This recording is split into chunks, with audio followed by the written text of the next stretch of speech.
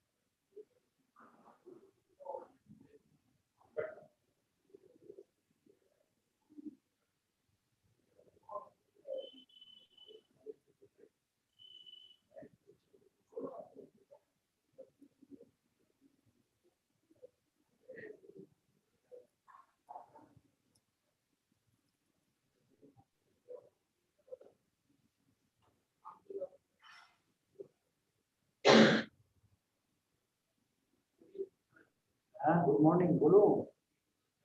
হ্যাঁ, হ্যাঁ, হ্যাঁ, হ্যাঁ, হ্যাঁ, হ্যাঁ। আচ্ছা, আমিও পৌঁছে যাবো।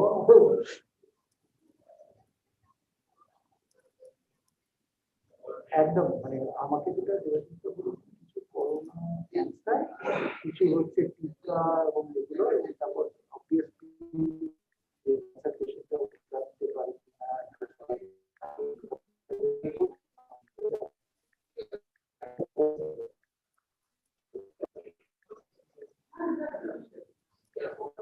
হ্যাঁ, হ্যাঁ, আচ্ছা, আচ্ছা, আচ্ছা, আচ্ছা। হ্যাঁ, তুফান ছিল বোধহয়, তুফান ছিল, তাই না? হুম,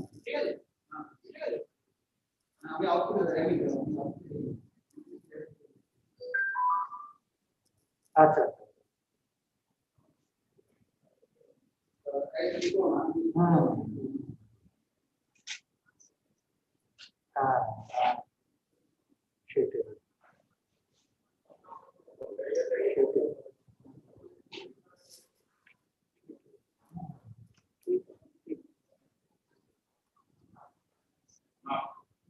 না না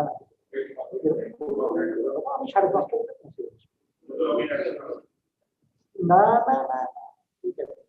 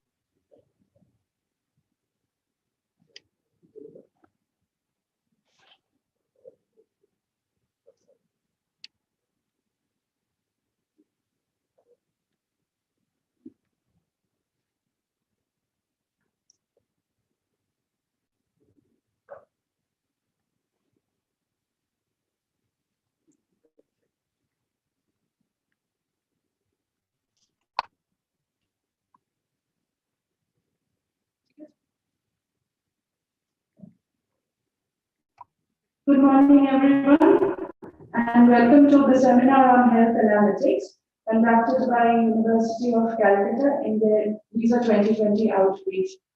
We have a few talks today, quite enlightening in the application of analytics in healthcare data, as well as it will be followed by a panel discussion. But before that, we have a few introductory remarks by Professor Ramlan Chakraborty, Director, A.K. Chaudhary School of Information Technology, University of Calcutta.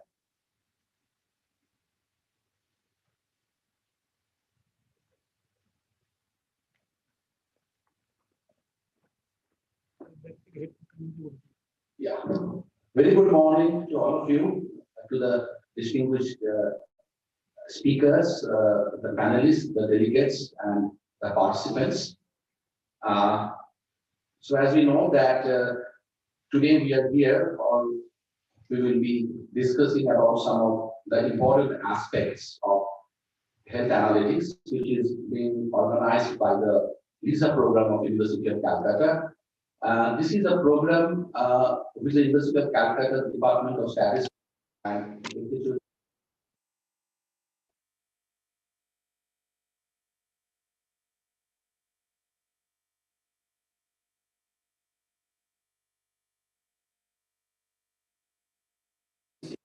The health, and we know that at the present pandemic scenario, this is one of the very focused area where a lot of researchers are working. The motivation of today's seminar discussion or the talks, the panels, is basically to understand there are two groups here. One are the people from the medical profession who are very expert in diagnosis and disease detection, and obviously the treatment of that. The other side are the scientific community or the scientific researchers who are trying to build different types of scientific models and which will help the health practitioners to predict or to diagnose or to understand the process of treatment in a better way. So this is a coordination what we are trying to achieve in this particular in this particular conference or seminar, where we will try to understand the various issues what the health practitioners will offer to us, and we will try to find out that how the science and technology that can aid to solve those problems in the best possible way. So I welcome you all once again, and now we will go to the lecture session. Yeah, so you can come.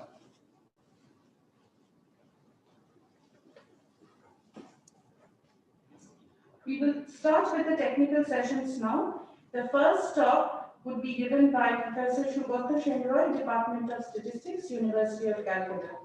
And his theme of presentation would be modeling cystic fibrosis recurrence.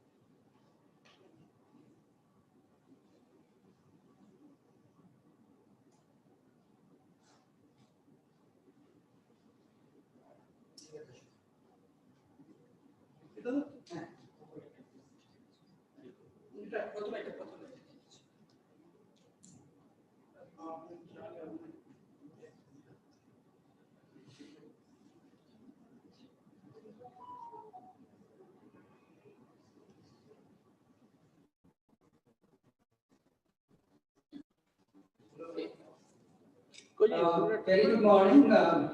I'll be talking on analysis of cystic fibrosis data. Okay? So, since this is an interaction between medical practitioners and statisticians, I'll not be delving too much into the details of the statistical techniques. I'll rather be trying to tell you what statisticians can do in certain scenarios. Okay? The scenario I'll be concerned with today is the analysis of cystic fibrosis data. And let me very quickly tell you what cystic fibrosis is about. It's a chronic disease that disrupts the body's salt balance, leaving too little salt and water outside of the cells. So that is what the problem is with cystic fibrosis. And what it does basically is, it generally affects the respiratory and digestive systems, but will be mainly concerned with the respiratory system here. And this actually causes some sort of a mucus to actually, which generally keeps the organs germ-free. They become more sticky, and therefore they actually clogs the organs. Okay. So in case of lungs, what happens? The infection clogs the airways and makes it difficult to expectorate. Okay. So that is the problem that we have with cystic fibrosis. So you have respiratory problems caused by this. Very often what happens is that you use something called a purified recombinant human deoxyribonuclease, or in short it's called RHDNES. And this reduces the clots and usually clears the airways. Okay?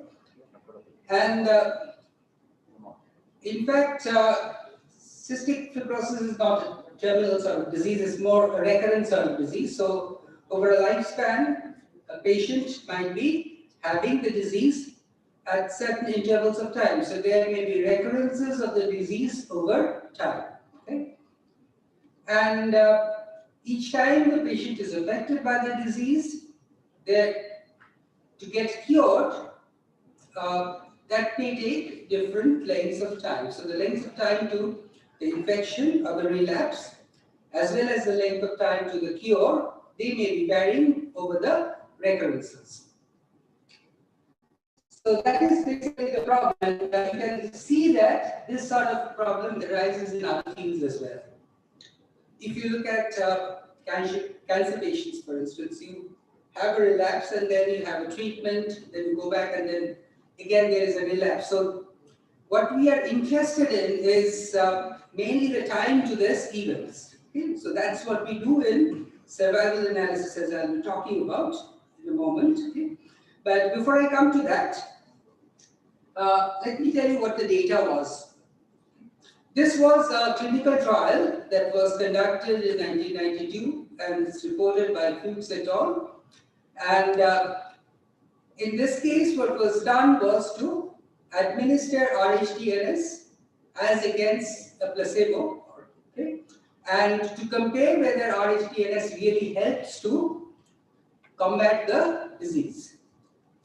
So in all, there were 647 patients in the study, and 325 of them were on placebo and 322 on RHDNS. Okay? So that was the data. That was the clinical trial that was performed. Okay? And the time to date cure and the time to infection, both in terms of days, were recorded. So this is a very rich data in the sense that for each patient, you have several recurrences. I'll show you what the data structure is like.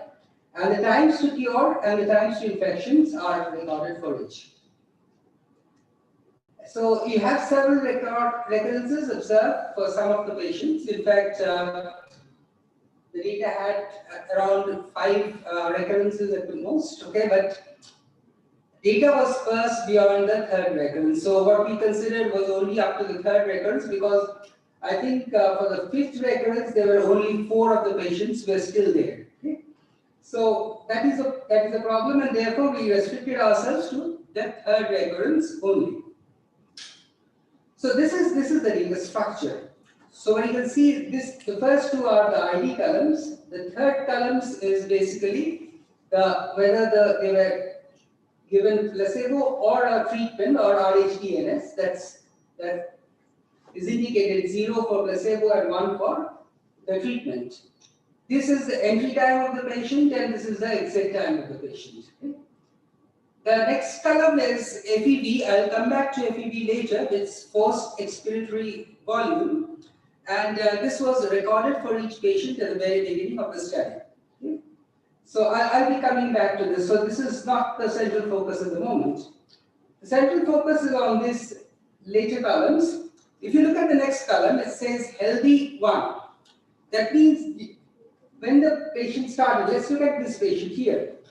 The observation was started here, and for 65 days, nothing has happened. So the patient did not have cystic fibrosis for the first 65 days. And then after 65 days, the patient became ill. So he entered the next stage.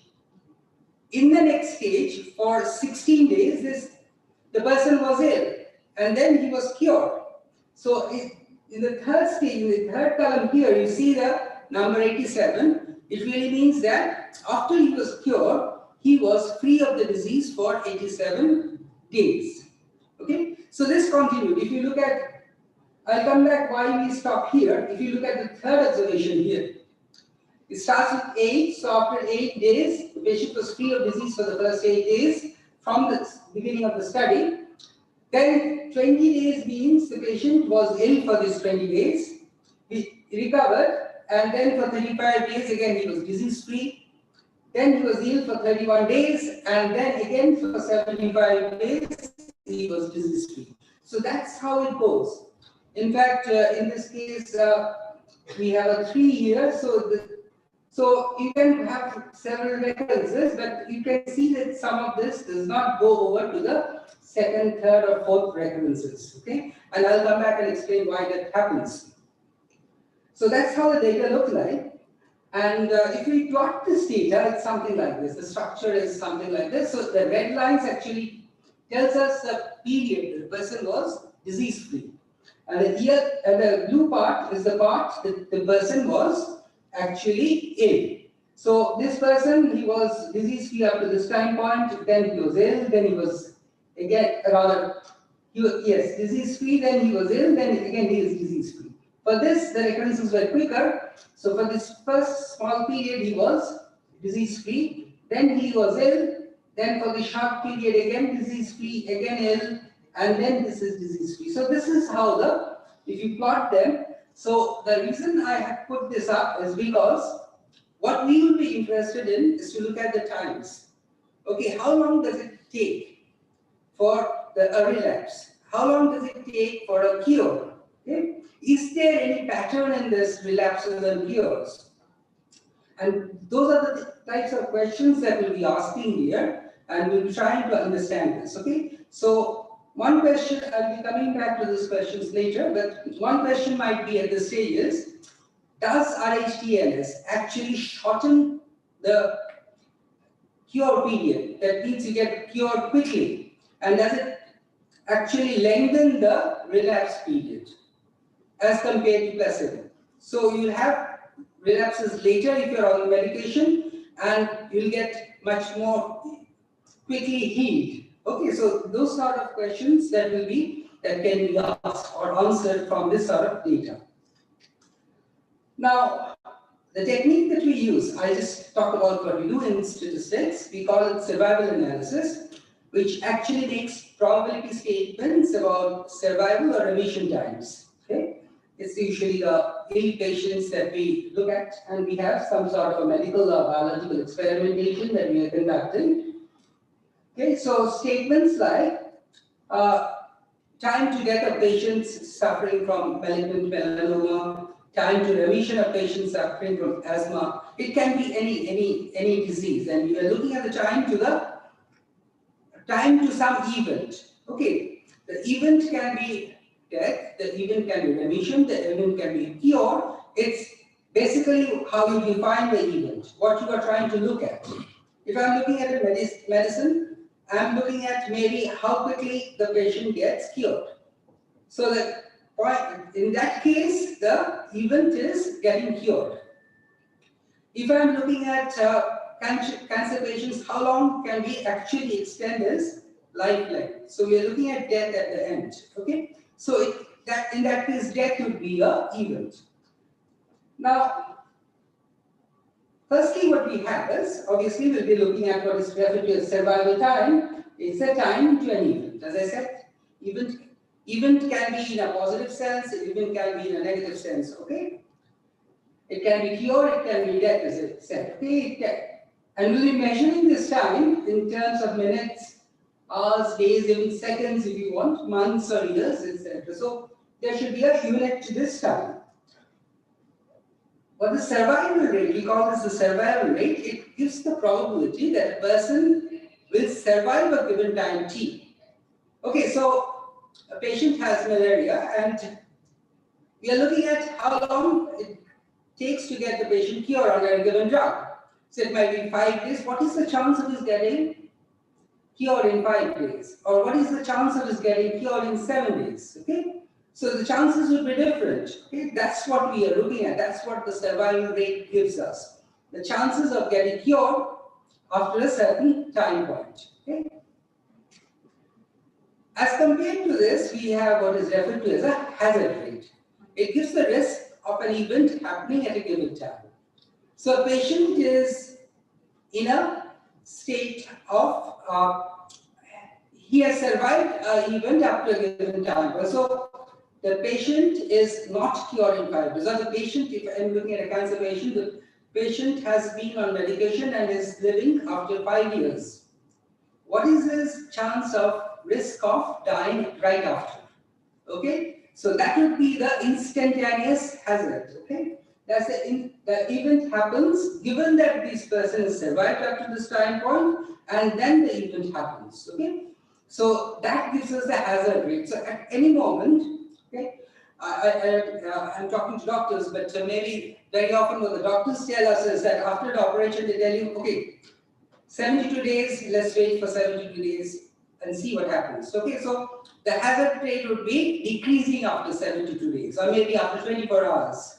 Okay, or after 72 hours or after 24 hours. Okay, so they give you a time span and they believe that after that the hazard would be much less.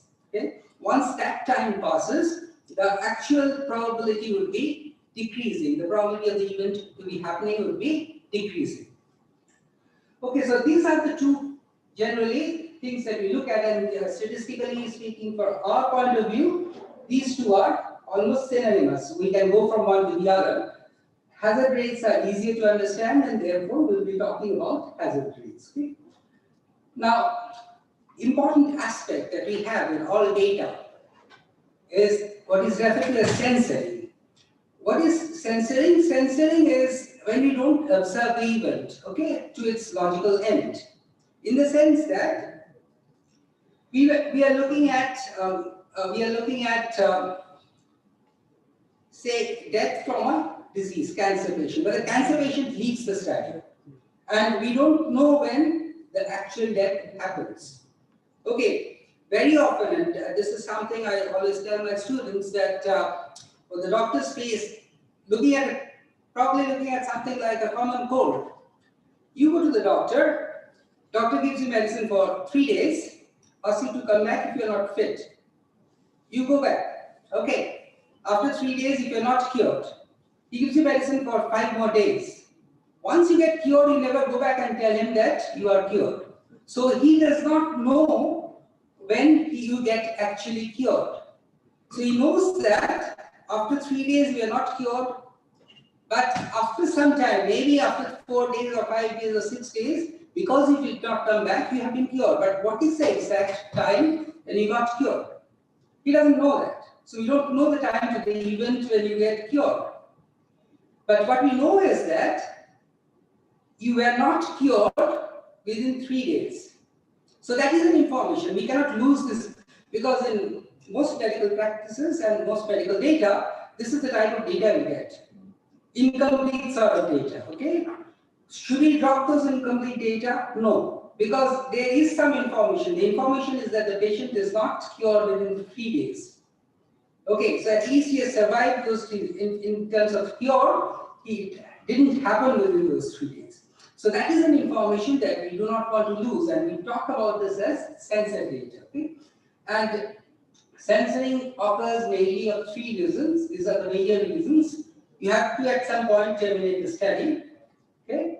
At some point, some cases there is loss to follow-up, and I think most cases of common diseases, there is no follow-up. The patient does not come back. Okay? And sometimes, if the case becomes very critical, even the experimenter or the doctor himself has to withdraw the patient from the study for different other treatments. So, in that case, again, we do not go to the logical end, or we do not actually observe the event. Now, as I said, dropping these observations may lead to severe loss of information. So we will be incorporating this observation. Whatever partial information we have, we'll be incorporating this. Okay. Now, what we do is, I was looking at, I just talk about certain graphs here. We have this graph, you see, I was talking about, this is the first infection that we have for cystic fibrosis. So first time the patient got ill. So the chance of, this is the hazard rate, the hazard is increasing as the days go by. A patient will have more and more chances of having the disease, okay, because ultimately at some time point this disease will come in. And if you see these 2 lines here, the upper line is for placebo, the upper line is for treatment, and this is for placebo. So this is RHDLS. So chances of not having this hazard is much, which one is it? Yes. The hazard is much more. The lower one is the treatment. This is the upper one is the placebo. So chances of having the disease is higher for placebo than for treatment. Okay. So this 2 curves actually tells us that this curve is higher, means that the hazard is much more. Hazard of having the disease is much more for treatment than for placebo than for treatment. Now, the curves look very close to each other, but very often what we can show is that we can do a test. Curves very similar, or are they close enough? There are several tests for this to judge whether they are close enough or they are significantly different, etc. So there are lots of things that you can do on the basis of this. But this is the problem. This is the type of things that we can get here. Similarly, we are looking at the times to cure, and in this case again, you will see that the placebo in this case is higher than the treatment. That's because under placebo, time to cure would be more. The risk of cure would be happening faster for the treatment than for the placebo. So in this case, again, you see that the curves are much closer than the previous one. So again, we can have a formal test to see if these curves really are different or are they the same thing. Okay, so this sort of things that we can do. In the case of cystic fibrosis, what we had a recurrent event. So cystic fibrosis doesn't happen once, it happens several times over a given period. Okay? So it's not terminal and can have, so recurrent events are events which are not terminal, can have several recurrences over periods, and like there are other examples like type 2 asthma attacks, recurrence of bowels of malaria, recurrence of common cold. These happens over time, several times. Okay, and you see, everyone has common colds. So once a year, if you have common cold, it's nothing unusual. But if you have common cold every 15 days, then probably there is something chronic about it. Okay, so the gaps actually are important to look at. Okay, so most doctors actually look at their experience, but we can have a formal study for this. So experience tells you whether these are serious amount, but you can look at, and you can look at different medicines. So under this medication, probably the gaps are longer. Under this medication, the gaps are maybe shorter. So that sort of comparisons you can make. So the primary focus here is to study simultaneously the times from one event to the other. So how long the relapses are. So if this cystic fibrosis, as you can see, is a recurrent event, and I'll be coming to the last point later. So now, if you look at this is the same data. The curves are different in the sense that this is all these three curves are all for patients under the treatment, but again, this curve is for the first recurrence, this curve is for the second recurrence, this curve is for the third recurrence. So you see that as the number of recurrences goes higher and higher, the hazard increases. So I think your experience would also tell you that if you look at cancer patients, for instance, as the disease progresses, the relapses becomes faster. The idea was to see if there is a pattern, how fast does it become? Okay, so is there a pattern in this? Okay, so that sort of questions we can answer from this sort of analysis. Okay, so is there a pattern in the relapses? Is it becoming faster? Is it becoming slower? Or is it the same over time? Okay, so that sort of, in this case, you can see that as the number of recurrences increases, as the disease becomes more chronic, the relapses becomes faster in this case. So this is another type of questions that we might be asking. So some of the research questions, what is the risk of an event at a given time? That's a basic question we started with. What is the hazard or risk at a given time? Okay. So how do we actually measure? That's something the statisticians can do. How to actually get the hazard curve from the data. Second is how do you compare between several hazard functions? So as you saw, we have 2, 3 hazard curves. Are they similar? Sometimes the figures or the graphs doesn't tell us the whole story. So are they very similar? Are they close to each other? Or are they different? Those sort of questions can be answered. Okay. Thirdly, if I have recurrences, how to discern the patterns in this? Is it going faster? In that case, how fast is it going, etc.? That sort of questions we might be asking. Okay. A fourth question that we might be asking is, how does extraneous covariance of factors affect the hazard? So what are the factors which can change this hazard time? Okay? And for this data set, treatment is obviously a factor. So if I give a certain type of treatment, then maybe the relapses will be longer, it will take more time, the cure period should be shorter, etc. So in that case, treatment is a factor. That is what we looked at, but there can be several other factors. In the study, we had this FEV, the forced expiratory volume. And we saw that FEV actually influences the hazard curves. Hazard curves changes depending on the initial FEV that the person has. And I'll show you a graph for that. That will be the last graph I'll be showing you. There can be other factors like, is it different for different gender? Is it different for age, different ages, places of residence, racial factors, stage of disease, etc. So the curves actually depend on a large number of factors. So which are the factors which actually affect the curve? Can we statistically find it out? Yes, we can. There are models for this where we can actually find out which are the variables which actually affect the curve. Now this is a curve where I just showed you this for FEV. FEV can be at different levels. So from the data, if we see, this is for the minimum FEV. And for the maximum, this is the curve, and this is somewhere in the middle. It's a median curve. Okay. So you can see that at the beginning of the study, if the patient has a very low FEV, then his hazard is much more.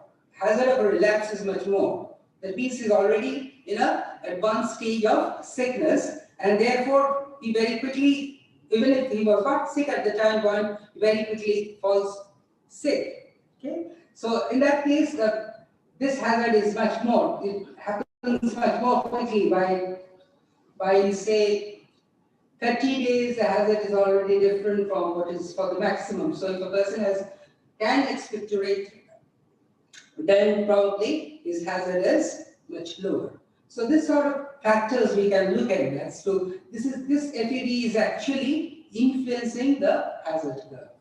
Are there other factors like this? Is gender a factor? Is it different for males and females? Is it different for different ages? Those sort of questions also can be answered. Okay? And just very quickly, the last slide. Other questions would be how do relapse time and cure time affect each other? Okay, so we have alternating recurrent events. I'm just talking about here as relapse times as opposed to cure times, but each influence the other. Okay, how do they influence each other? Is there a pattern between the two? Okay, there is a pattern over the recurrences of the same event, over relapses. But how does relapse and cure set a pattern? So what we can expect very often is that if the relapses initially are longer, the cure period is short. But as you have more and more recurrences, the relapse periods become shorter and the cure periods now become longer. Okay, so that sort of things, is there how long or how short, those sort of questions can be answered. Okay. Other questions will be, there will be individual to individual variations. Giving the same drug to the same person under the same condition does not produce the same result. Okay, so we call it frailty model. Some persons are robust. You go out in the rain, nothing happens. Some persons just go out in a drizzle and then get sick. Okay, so given the same condition, so can we take that variation into account? Okay? Then we can have competing risk models. So there can be several diseases which are competing with each other.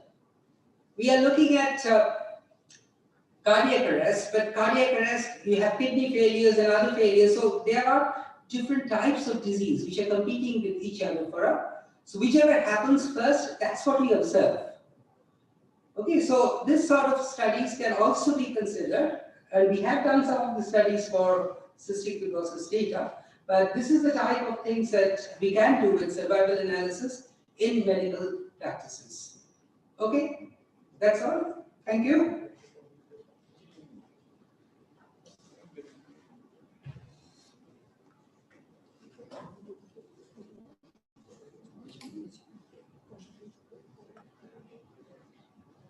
Thank you, Professor Senroy.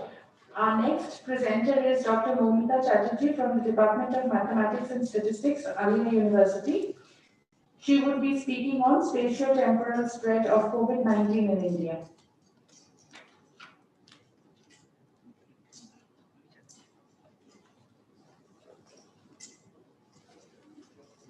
What do you feel like it?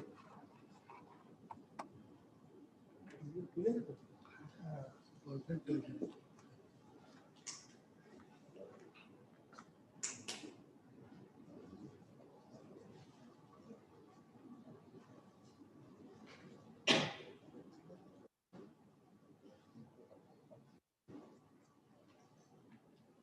morning, everyone. Today we will be talking about the spread and fatalities of COVID-19 in India. Now, before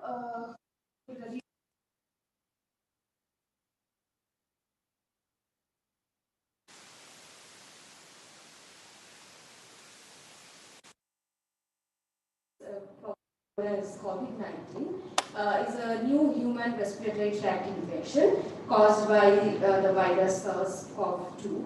And till now, 1.7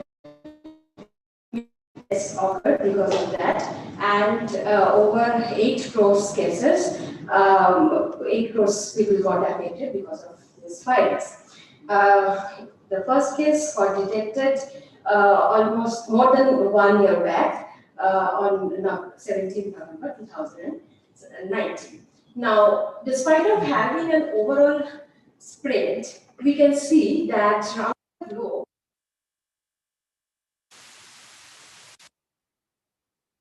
the fatality rates and the spread of the virus, they are significantly different. Like these world map, it has been plotted based on the COVID cases per million population, and here we can see that that USA, some countries of South America and Europe, they are the most affected ones if we consider the infections per million population. Similarly, if we consider the death rates over the different countries, then we will see that the countries like Mexico, Canada, some South American countries, some countries in Europe, they are the most affected ones. COVID-19 was more fatal for those countries. Now we're moving from the global scenario to India, to the cases in India. And as we can see from the previous two maps, that there are low cases per million population as well as low death rates in India compared to the other leading countries. But if you consider the total number of infections, then it is the second largest in the world after USA. Now, when we think about coronavirus, when we talk about coronavirus, the first thing that comes to our mind is coronavirus quarantine. For India, the lockdown and quarantine measures are taken at very early stages. Phase-wise international travel monitoring was done was started back in February, but still huge amount of infections were there due to the huge population burden that we have in India. We know that India has the second largest population in the world after China. And it has large variations between the states due to the variations in demography among the different states of India. So here we will talk about the spatial spread of coronavirus in India, both district and state-wise, and we will evaluate the spread in connection with several activities. We will talk about them later on, and based on several festivals that happened around the year. And we will evaluate the overall prognosis of the disease in India, and we will try to answer some questions as we go along. Here is a timeline which highlights the incidents and the festivals that those are potential, those are instrumental in like influencing the prognosis of COVID-19 in India. Back in January 30, 2020, the first COVID case got detected in Kerala, and then central government took some measures, and on March 13, the gathering at Nizamuddin mosque that took place, and the devotees who attended the gathering, they stayed together long after it happened. Like they stayed together at least till the end of March. Then the government of India, they declared the first phase of lockdown to arrest the spread of the disease. And after that, the first positive case in Dharavi that got detected, and the spread was very huge after that. Then it was a second lockdown that was declared with the hope of some relaxation of the existing restrictions, and as promised, the cargo transportation vehicles in trucks, trains that started rolling. And then the problem of the migrant laborers that got solved with the first Shromik special train that arrived at Ranchi. Then there were two lockdown phases with some relaxations of the existing norms. And on May 19, 2020, the first trains with the migrant laborer arrived at West Bengal, and followed by Eid al-Fitr on May 24. Actually, in between, the state government issued the e-passes and opened the inter-district borders and allowed the inter-district travel. So these incidents, they have some long-lasting impacts on the rise in the cases of West Bengal. Then the unlock phase started, and with festivals like Rath Jatra, the second Eid, then Ganesh Puja, Durga Puja, Diwali, and here we are in the seventh phase of the unlock periods. Now, how we are going to evaluate the impact of those incidents on the case of COVID-19 in India? We are going to do that with the help of reproduction number, and it has been calculated based on just a modified ratio between the infection rate and the cure rate, and it is evaluated along the lockdown and unlock periods. So if you have a look at the reproduction curve for Delhi, you can see that over here, the case rise is probably due to the after effect of the Nizamuddin incident. Then around this point of time, there was, this is the after effect of Eid al-Fitr. And then around this point of time, the festive season started with Navratri and all, and it was instrumental behind the rise of COVID cases in Delhi.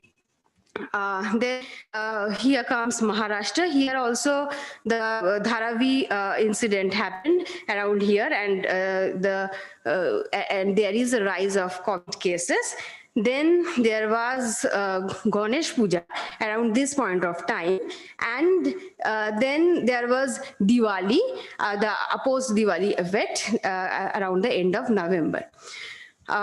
If you have a look at the cases in India, the curve in West Bengal, then you will be able to find out that after the trains with migrant laborers they reached West Bengal, then there is a rise in the COVID cases. In fact, there are some districts which experiences the first COVID case around this point of time, especially some districts in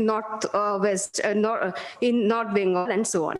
And then there was, also there was Eid al-Fitr, and although it looks like that Durga Puja doesn't have any impact on the case rise of West Bengal, but the pre-Puja shopping spree around this point of time, it has some impact on the case rise in West Bengal. Now, let us move on to the fatality rates over the different states. The question is COVID-19 equally fatal for all the states? Obviously, the answer is no. From these plots, from these maps, we can see that the states of like Punjab, Maharashtra, then West Bengal, Gujarat, they have high fatality rates starting from the beginning. Although for Gujarat, it got arrested from some unlock periods, unlock 2.0, it got arrested from here, but for other states the case fatality rates are decreasing gradually. Most importantly, Kerala, although it now it is having the highest number of active cases, but Kerala has maintained a very low case fatality rates starting from the beginning. And also for the northeastern parts of India, they have very low case fatality rates. Now, if we magnify the situation, and if you have a magnified look, and if we look at the district-wise spread of the disease, we are here to evaluate that with the relaxation of the existing lockdown norms, like with unlock periods, are the active cases increasing? So for that, we have these plots based on the district cases, active cases on all the district level active cases. And as we can see that in the metros like Kolkata, Delhi, Bombay, Chennai, the active cases are consistently higher. But there are some changes, like there are some additional active cases, like starting from unlock 2.0 or 3.0, there are some increasing number of active cases in the coastal districts of Andhra Pradesh. And there are but for the northeastern states, there are lesser number of there are lesser number of active cases till now. And in Kerala, starting from the unlock 3.0, although in the very beginning they have the situation was under control and everybody was following the Kerala model, but starting from unlock 3.0, the situation it got worse. But overall, the number of active cases it had been increasing with the passing time, but it got decreased from unlock 5.0. Now the next we will look at the infection rates. Here we will be looking at the new infections, phase-wise new infections, and the total exposed population. Now the problem is the demography of all the districts are not the same, and not all the districts have the same amount of inhabitable lands. Like Srinagar has a less population as compared to Kolkata. So the simple infection rates are not very evenly distributed, or rather smoothly distributed across the districts. So using some underlying distributional assumptions, here we are having some improved estimates of the infection rates. And these are the infection rates that district-wise infection rates that we have measured, and it says that some of the districts of Maharashtra, like Mumbai, Pune, Thane, Aurangabad, they are having very high infection rates. Also, the districts of West Bengal, like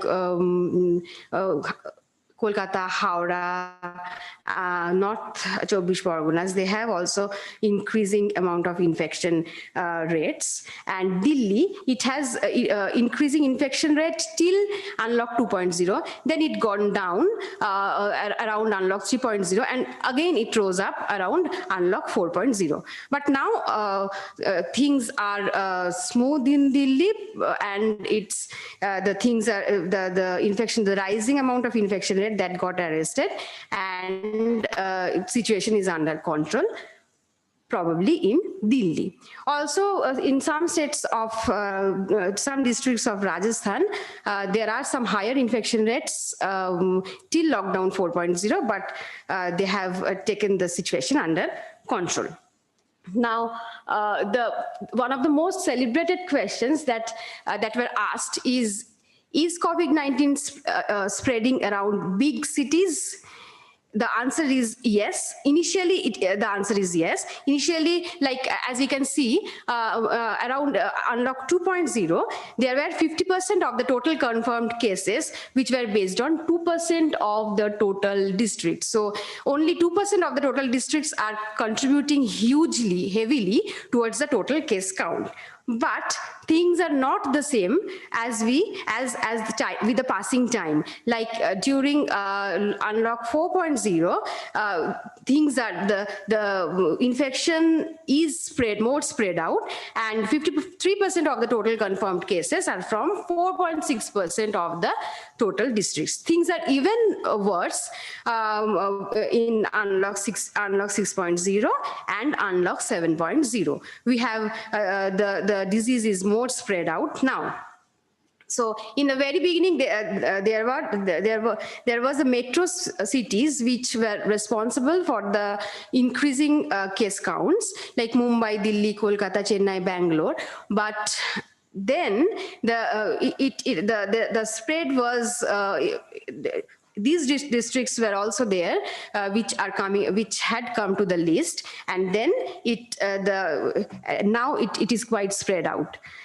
So if you have a look at this district level curve maps, you will be able to understand that at first the cases were confined into these districts, Kolkata, some districts of Maharashtra and so on.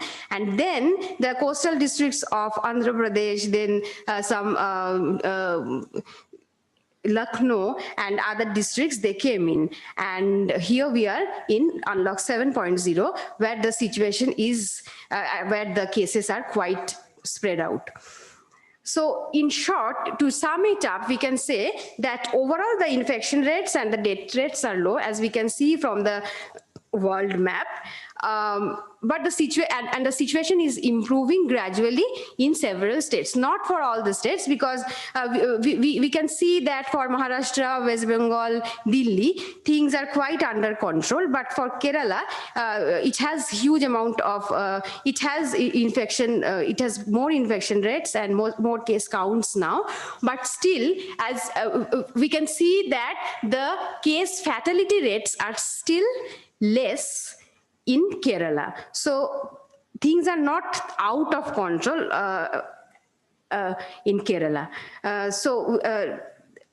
We have deaths per day around 300 and more than 20,000 infections per day in the last week. And there are from this map we can see that there are 8 districts with 5 lakhs or more infection till death, and these 8 districts are contributing 70% of the total case counts in India, COVID cases in India.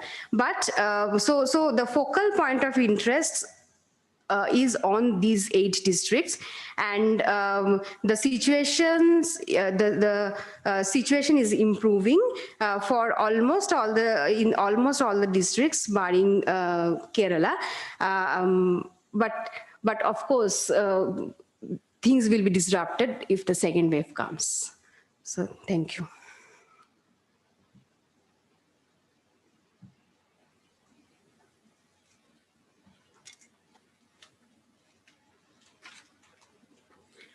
Thank you, Dr. Chatterjee. The next talk would be by Professor Bhashwati Ganguly, Department of Statistics, University of Calcutta. She would be speaking on gait variations due to iliotibial band syndrome.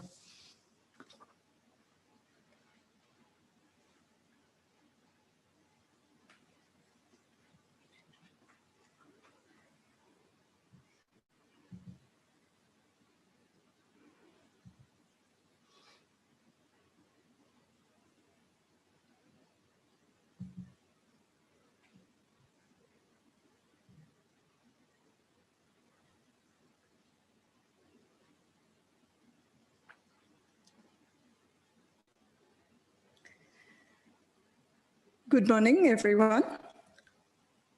Today I will talk about one of the most common running injuries, the iliotibial band syndrome, and the consequences of iliotibial band syndrome for gait variation, specifically running gait variation in professional runners.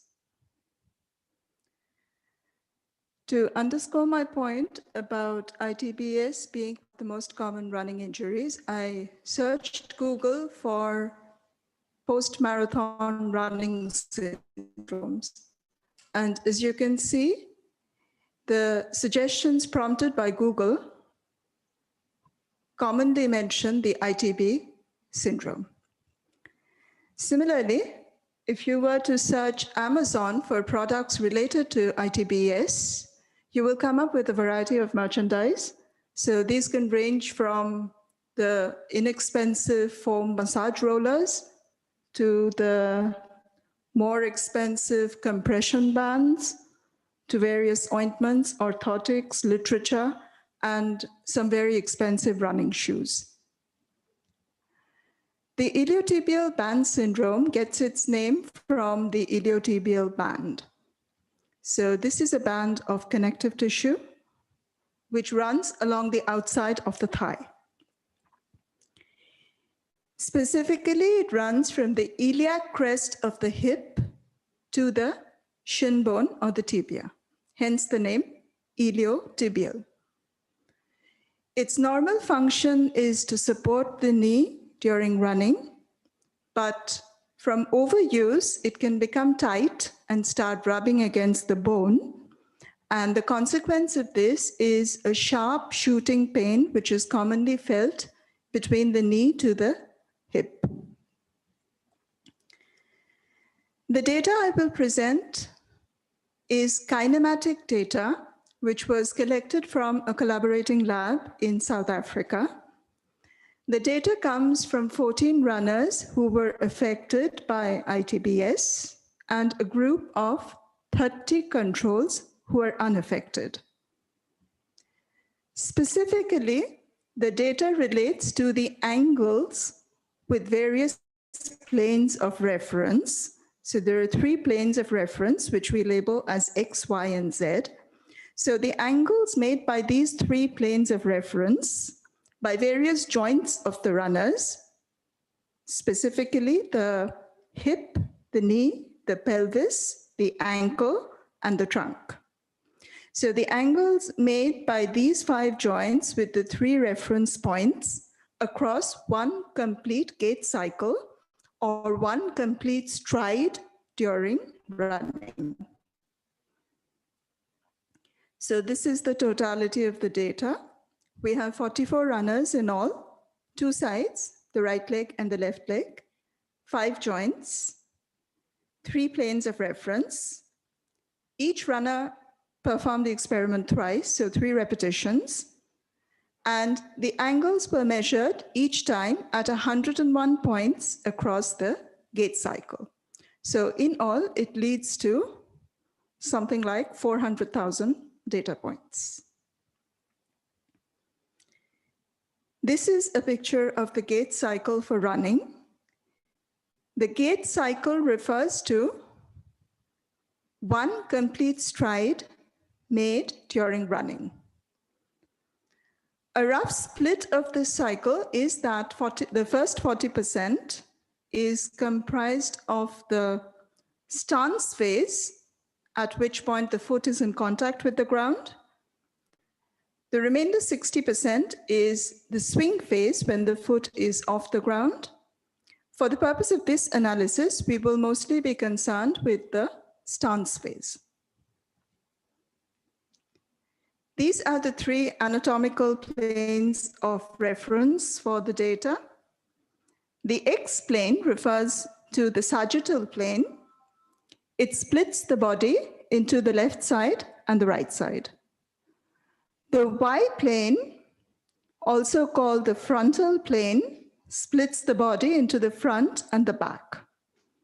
And the Z plane, also called the transverse plane, splits the body into the top and the bottom. The movements of reference can be defined with respect to the X, Y, and Z planes.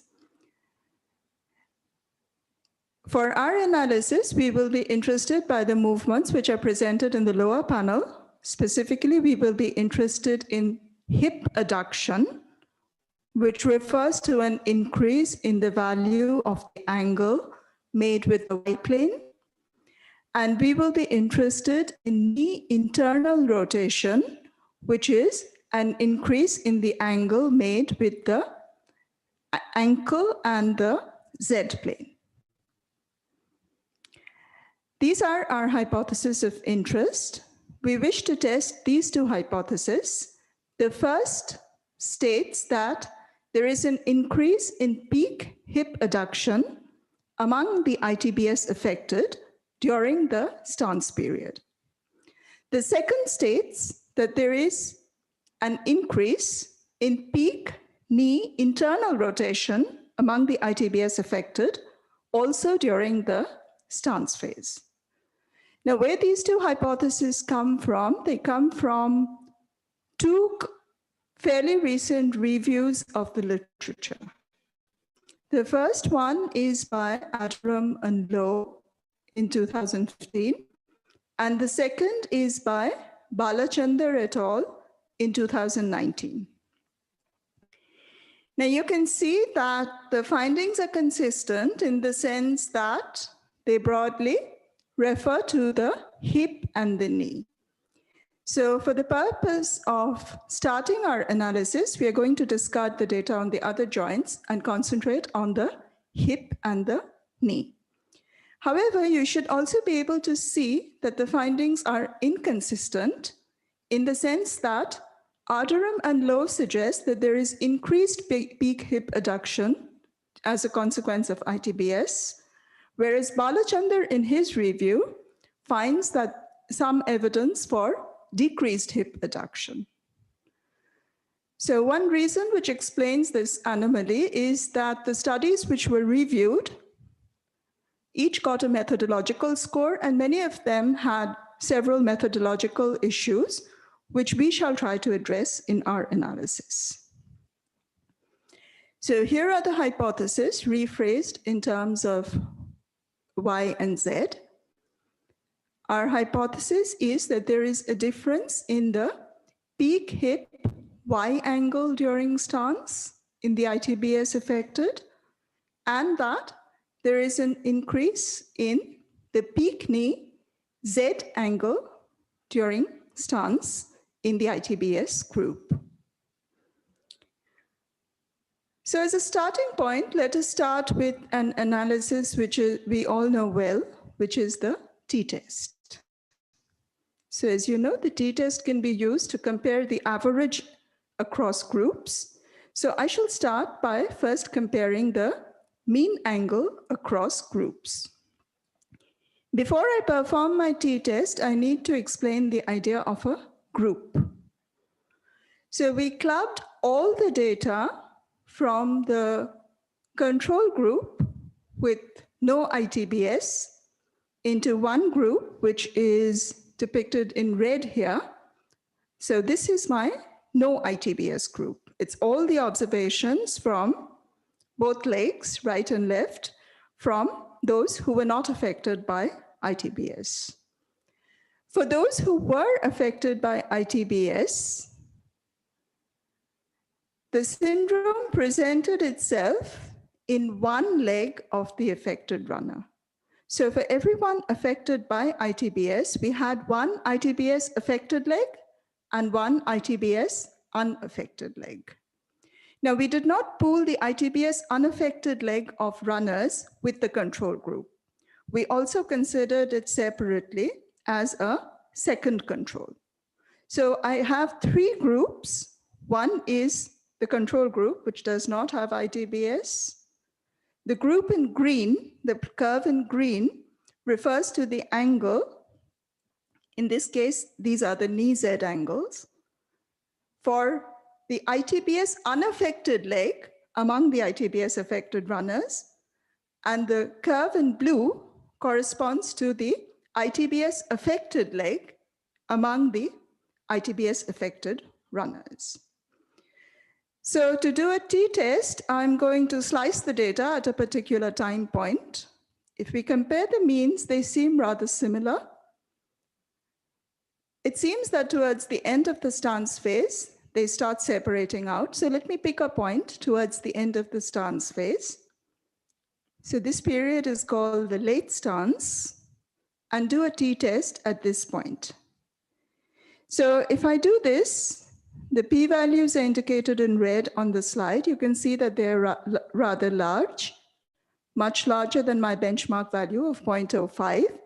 So based on this analysis, I would conclude that we do not have significant evidence for a difference in peak knee internal rotation. However, my conclusion would be wrong because of some issues with performing a t-test in this manner. So I'm going to explain some of the reasons why this analysis is wrong in the subsequent slides.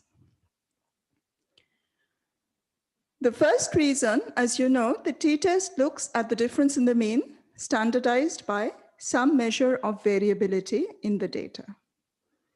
The first issue is that we do not use the correct measure of variability. Now, the t-test makes a rather restrictive assumption that the variability in each of the three groups is constant. Here is the same plot again, except that along with the mean angle, I have also superimposed some of the raw data for some selected runners. So at a first glance, you should be able to see that the mean curve, it really provides very limited information, and it makes the data look more similar than it really is. My point about different variability in the three groups refers to the fact that if you consider the red cluster of points, the blue cluster, and the green cluster, the spread of these points is not identical. So this restrictive assumption of the t-test is not met. My second point about variability is that we ignore the within group variability. Now you can see this more from this rather interesting slide. The red color corresponds to people with supposedly normal gait. So people with my 30 controls who are not affected by ITBS. So you can see that even for those who are not affected by ITBS, there is considerable variation in gait. So there is similarly considerable variation in gait among those who are among the legs which are ITBS affected, as well as among ITBS unaffected legs, among those who are ITBS affected. But surprisingly, this variation is greatest in the control group. A second issue with the t-test is that we arbitrarily slice the data at the late stance. Now, one problem with that is that if we consider how would a physiotherapist try to use this data? A physiotherapist could use the results of our testing of hypothesis by going back and identifying the concerned group of muscles and trying to address any issues with those muscles. Now, this slide lists the different muscles associated with running, and you can see that different groups of muscles act at different points of the gait cycle. The implication of this for the statistician is that instead of considering the data as a set of 400,000 isolated points, we should club all the observations which belong to the same runner and consider the problem of not trying to compare these isolated points, but as one of trying to compare 264 curves over the entire gait cycle. A third problem with the previous analysis is that it makes the comparison in terms of the average. Now, the average is not always the most relevant feature for comparing various groups. If you go back and look at the reviews, you will see that the evidence is not for the average hip angle, but for the maximum hip angle. Now, it's possible to show that the maximum corresponds to a turning point of the curve and is better represented not by the original data, but by a derived curve which we can get from the original data, which is an estimate of the first derivative. Which the first derivative has a physical interpretation here. It refers to the angular velocity. So we rephrase our hypothesis in terms of the angular velocity. You can see the thick solid gray line, which corresponds to zero angular velocity. And we are interested in identifying the point at which each of the curves hits this zero line and the manner in which they do so. So here is an alternative model which hopefully does a better job of addressing these issues.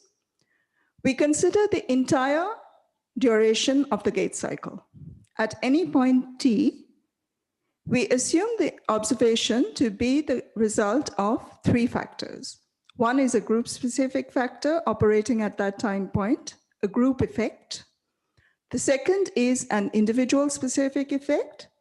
And the third is just random noise. I mentioned the word effect at time t. So basically what this means is that we want to use some function to describe the nature of variation of the group effect as well as the individual effect over time. If you think back to the plot of red curves, for example, you will see that there is no real pattern. So any model which we have must be very flexible in terms of accommodating all possible shapes. If you are familiar with regression, linear regression, you will know that we fit a regression line. So the panel on the left-hand side here replaces the blue curve by the green line, one single line, and you can see that any approximation done in this manner would be very poor. The panel on the right also replaces the blue curve by lines. However, in this case, it's a lot of small lines of different lengths and different slopes. So this is a piecewise linear fit, and it does a fairly reasonable job of approximating my blue curve. So how many lines, where do they join? What should be the lengths and the shapes? That is the subject matter of functional regression, which I'm not going to get into details about today. I will emphasize the point about having an individual effect term in my model. If we assume that runner 1 is ITBS affected, then these are the two equations for the ITBS affected leg and the ITBS unaffected leg for this runner.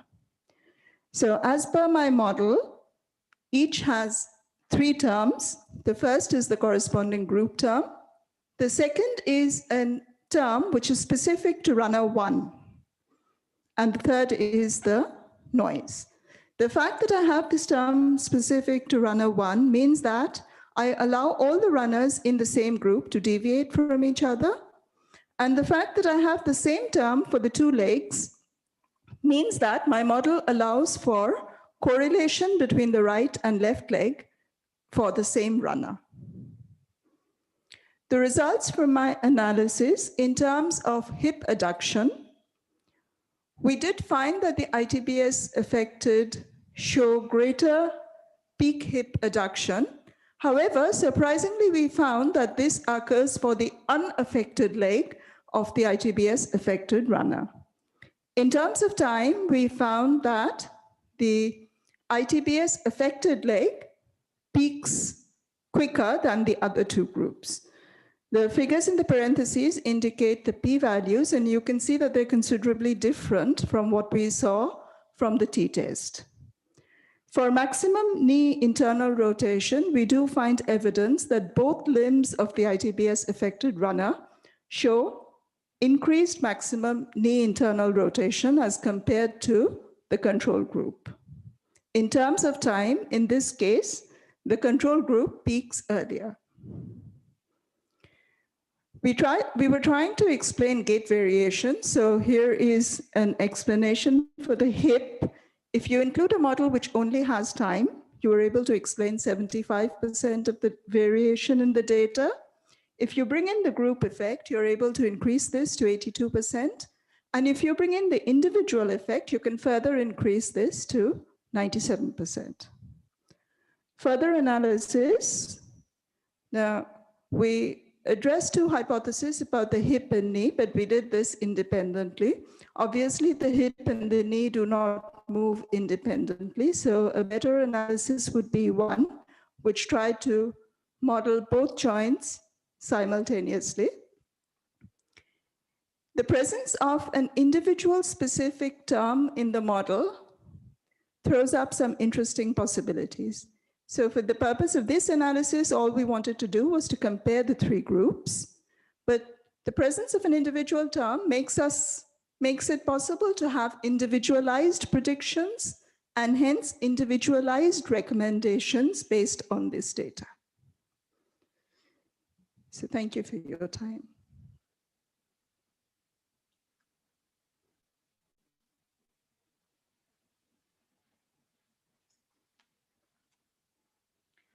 Thank you, Professor Ganguly. Our next speaker is Dr. Shaptoshi Goswami from the Department of Computer Science, Bongobashi Morning College. He would be speaking on the use of text data for medical research.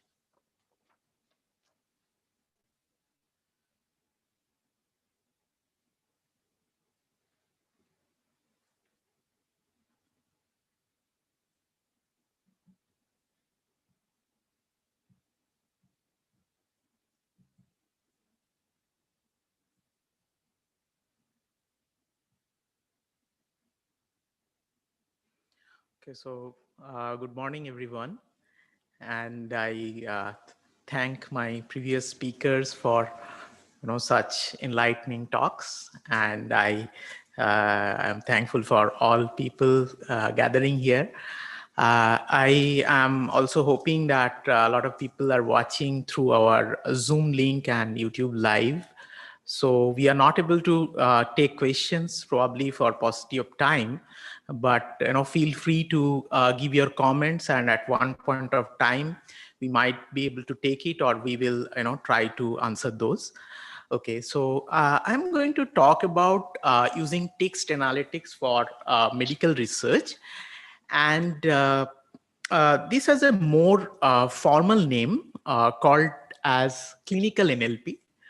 Okay, and I'm going to talk about some case studies, but these are predominantly done in the context of United States, and probably we can talk and think how this can be extended for India, and finally maybe a summary. Okay, so some of the like important informations are recorded in text, are important clinical information.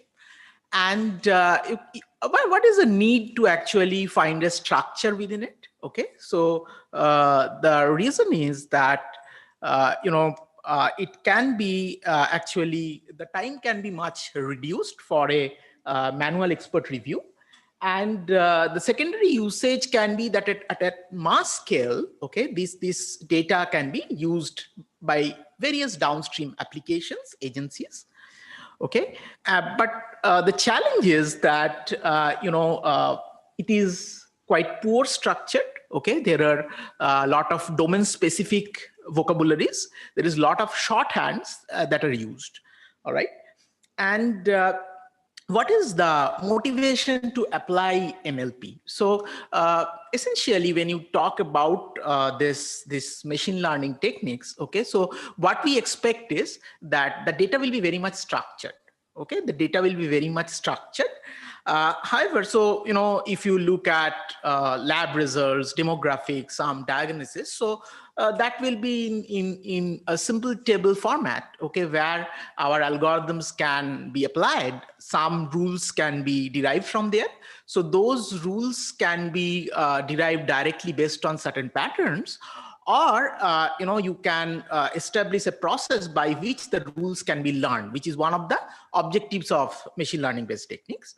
However, you see that 20% are structured data and 80% are unstructured. You have clinical notes, patient provided information, their family history, social history, and different reports. So these are all unstructured part of the data. And here is a more detailed view of that. Okay, so where you have the diagnosis codes, which is you can see is quite in a tabular format, or the procedures, okay, which are also quite in a tabular format, which we are talking as the structured part of the data. However, you also have something semi-structured. So you have different sections where you are talking about the symptoms or medication. So there are different sections, but the text there is free flowing. And at the other end, you have a completely free flowing text, okay, which are your clinical reports, where the complete structure is unknown to you and it can go any way. Okay. So I was trying to find out that actually, if you look at this data community, they have really gained a lot through competitions. Okay, and here also in the medical science community, there were some competitions in the text area. Okay, so I will talk about a challenge called as I2B2 challenge, which started in 2006. Okay, and one of the problems that was given was that there were discharge summaries, and you needed to classify the patients in these 5 categories, right? Whether they are a current smoker, if they were past smoker, uh, uh, again smoker, non-smoker, and unknown. You cannot find out. Okay, And I have seen again, like this is quite an interesting problem for the medical community. So I have also given a reference where people have worked on it. And maybe this is a kind of sample which they were treating with. Okay, so this is a running text you can see, and there is a reference that she doesn't use tobacco. Okay, she doesn't smoke tobacco. So there is a reference like that. So essentially, if you think of setting off kind of a process, then here if you see there is a two-step process. So one is you are seeing that there is a training corpus which is very, very important for these algorithms, where you need a lot of historical data available with you. The extraction module, so it's unstructured data, right? So you need extraction module to highlight or find out the patterns which are important around those smoking habits. And that, if you create a database out of that, and if you now build your classification module which can actually learn from this data, now once a new input comes and you can extract those patterns, your classification module can classify the patient in the 5 categories that we talked about. Okay, so this was a challenge which was there in 2006. Okay, and here are some of the results. So they used a simple classification algorithm called as k nearest neighbors. The philosophy is very simple, that if the clinical reports, if you somehow can find out similarity between the clinical reports, then if the more similar reports are telling a status of smoking, then probably this new one also has a status of smoker. So that's the idea. And when they are looking at 10 nearby clinical reports, they were getting the best result, which was around 89%. Okay, and you might be asking that why still 89%? So there were some errors because some irregular terms came, like on and off. So irregular smokers, and then you have semantically related words like tobacco. So this is also something you need to find out from the data. Okay, and so this is one of the challenges.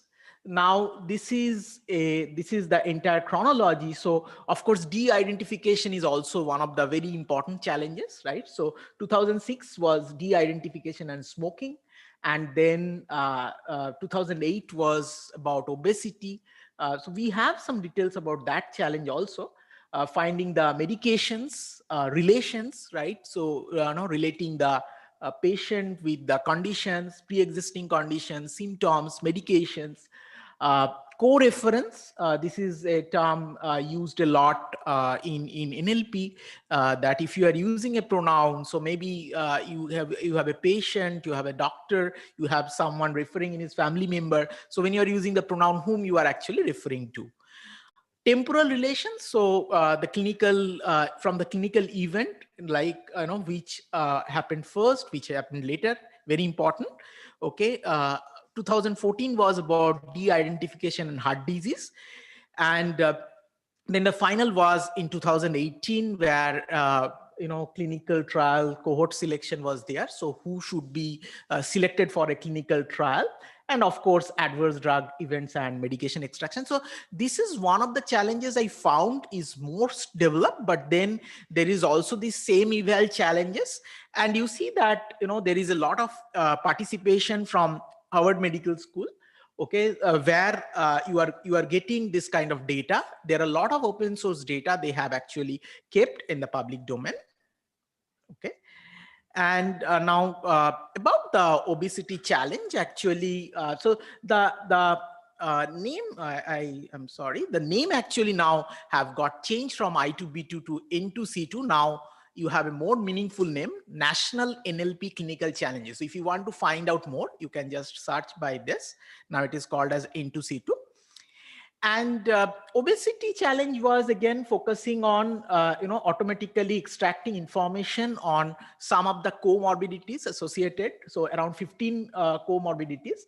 And so for each patient, again, there was a classification. You wanted to classify that patient to one of these categories. Okay, whether it is present, absent, questionable, and so on and so forth. And one of the important things I want to highlight is preparing the ground truth. Okay, so this is one of the area probably we all need to work together. And you see that for this particular challenge, two obesity experts from Massachusetts General Hospital Weight Center worked and annotated. So this is very important. I was talking about the historical data, right? So they actually need to go through the clinical report and tell whether all the 15 comorbidities and obesity, whether that they are present or not, that annotation is important. And two experts actually annotated on 1,237 discharge summaries. Even after the annotation, that there might be ties. So there was a third expert who needed to resolve the tie. So there's a lot of pain that is there. And of course, not all the things are explicit. So there were a lot of judgments they made which were implicit, which comes from their experience. And that's why there is also more chance of disagreement or difference of opinion. Okay, one of the tasks that I talked about, one of the recent tasks is temporal tasks. So understanding the clinical timeline, as I was saying, that finding out different events, how they are related. And this is a very high level block diagram of that. So I'll not go and explain you on detail, but the idea is that you actually try to find out different events. Okay, different events. So the event will have a signature, and then the events will also have a corresponding time. So basically there are two steps. One is the rules that the rules that can be extracted using your linguistic techniques. Another is your machine learning techniques. So both are actually combined, and then you finally have a complete clinical timeline creation from the summary that is given to you. Okay. I will also talk about another study which was on stroke. So you can see that even here there is a lot of involvement in terms of annotating the discharge summaries, right? So I think there were around 1,300 some reports which were actually annotated. And what was the challenge? What could not be found from the report? So there were these diagnosis code, there were these procedure codes, but what the literature is telling is that you cannot still find out in some cases, the acuteness of the stroke, or where exactly what is the MCA location of the stroke. So this is not directly mentioned from the structured data that is there, and several machine learning models can be trained. And in the third layer, if you see, we are talking about text representation, where there are different ways to represent the text, which are like bag of words, TF, IDF, globe, which are text representation techniques. So though we do not have really expertise in this medical domain, but our group is very strong in the text representation side. Okay. So if you want to follow a typical ML approach for clinical NLP, then this is what are your steps. So preparing the data. So I was telling that this is the important part, because you need the annotation done. Represent the unstructured note in some structured format, which now comes to the computer science domain. Build simple predictive model, assess the quality, and then some of the next steps to improve the model. So this is the typical step, but one thing again here is important is going back to the medical community and validate whatever you are finding from the model that needs to be supported from the domain knowledge. All right. And of course, then you finalize your model and you can deploy and start putting in production. So I gave you some idea of NLP approaches, or some of the tasks of NLP approaches. So there are a few more, like something called as word sense disambiguation. So essentially you have the same words. So the patient underwent a left BK amputation. It is below knee from the context. And if it is BK viremia in the past, then probably you are talking about the virus. Okay, so this is called as word sense disambiguation. I'm sure you can think of more such example. The second is named entity recognition. So essentially, if you have a report, you are trying to annotate that, what are the problems. So you see that the hypertension, COPD, these are the problems. Then, you have tests like initial examination. And essentially what you are trying to do is the entities that I was talking about, you are trying to find that from here. So those are your named entities and you are annotating it. Okay, so this is another important NLP task. Relationship extraction. So maybe you have a running text like this. We used a particular medicine to treat a patient with uh, uh, a particular overdose that was complicated by refractory refractory hyperkalemia. Okay, so essentially here also you can you are finding out the relationship, right? So this particular medicine treats patient with this condition. So this is what actually you try to extract. And negation identification. So this may be sounding trivial, but actually this just changes the sense. So if you just see that you have X-ray and you are talking about something, or you are talking about chest pain, but actually it was said that the patient denied experience of that. So it is very important to handle the negations. Okay, and finally, it is not only clinical notes, right? So clinical notes is what we have focused so far, but you also need to look at biomedical literature, because that will give you the vocabulary, that will give you different rules. And some of the recent studies have also started including something from social media. Okay, so I'll just talk a little bit about social media now. Okay, and you have different kind of data coming from social media. Okay, and you use something called as crawler, which will collect the data and you put it in a social media data set. So that social media data set goes through our standard text processing techniques, and that can give me my training data. And some of the simple things that can be done is, finding from the social media perspective, finding out the gender of the person, finding the ethnicity, and then also sentence classification that may be in terms of some kind of sentiment. And from there, you focus on the important terms. And finally, there are also some very developed taggers like made tagger, very good medical annotation tools from the NLP domain, which can give you a scientific visualization. Okay, and one such study is here. So, these are several medicines, right? These are several medicines. And what they have tried to do is that they have found out the keywords related to this medicine. So maybe the name of the medicine or on what precondition you use this medicine. And they have crawled different social media.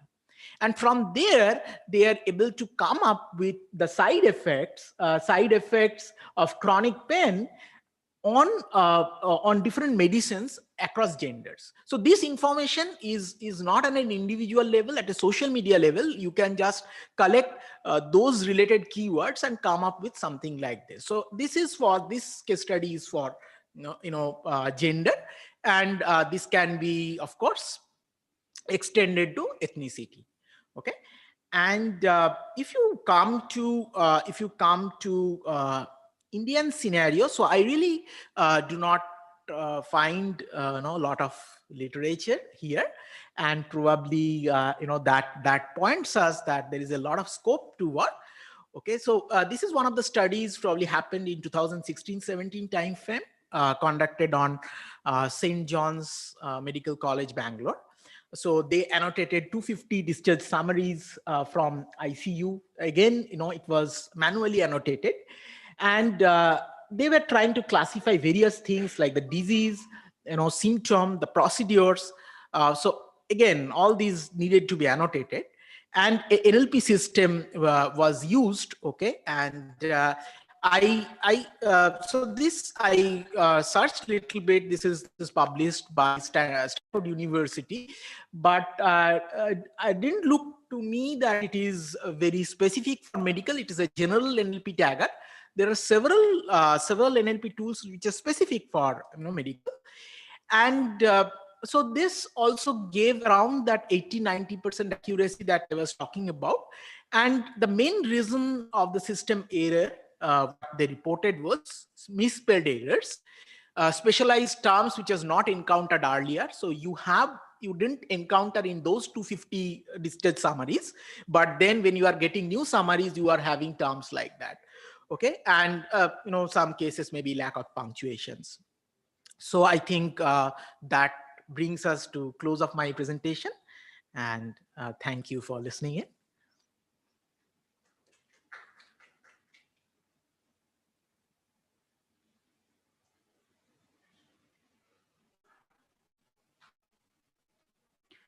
Thank you, Dr. Goswami. That was very enlightening.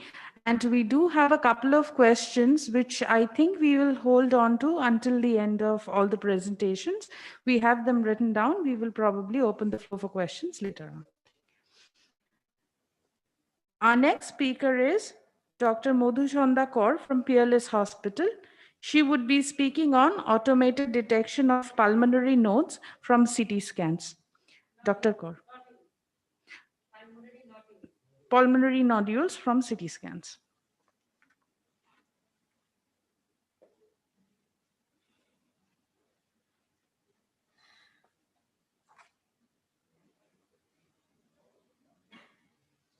To presentation to the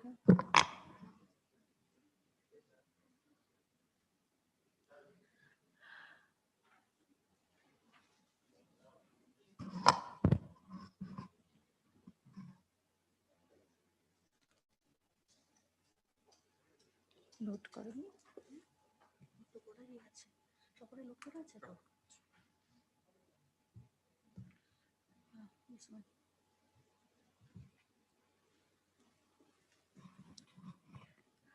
Shuprabhat, good morning.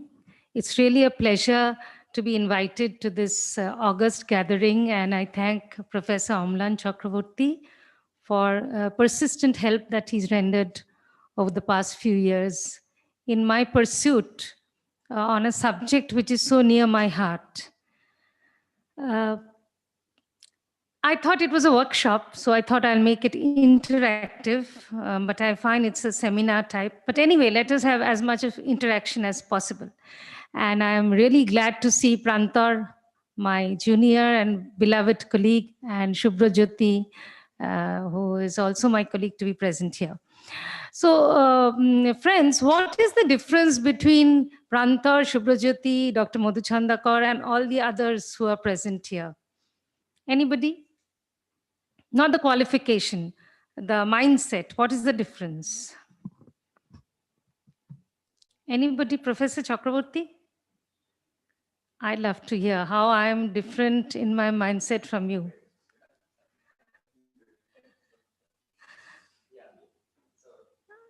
Or my day-to-day activity and your day-to-day activity, how does it differ?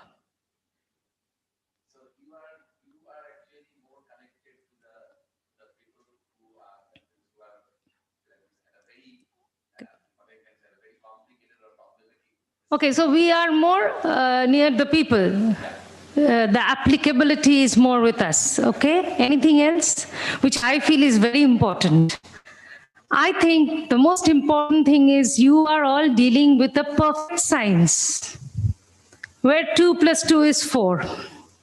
And we are all dealing with a science which is more of an art and very imperfect.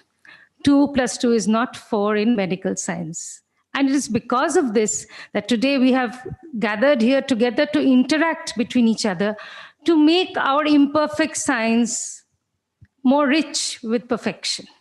I think that is the main aim of coming here today. So with these few words, let me see how I can relate my work with all of you. And trust me, I'm not going to any details of the technicalities because you are much better words. You're much better in that than me.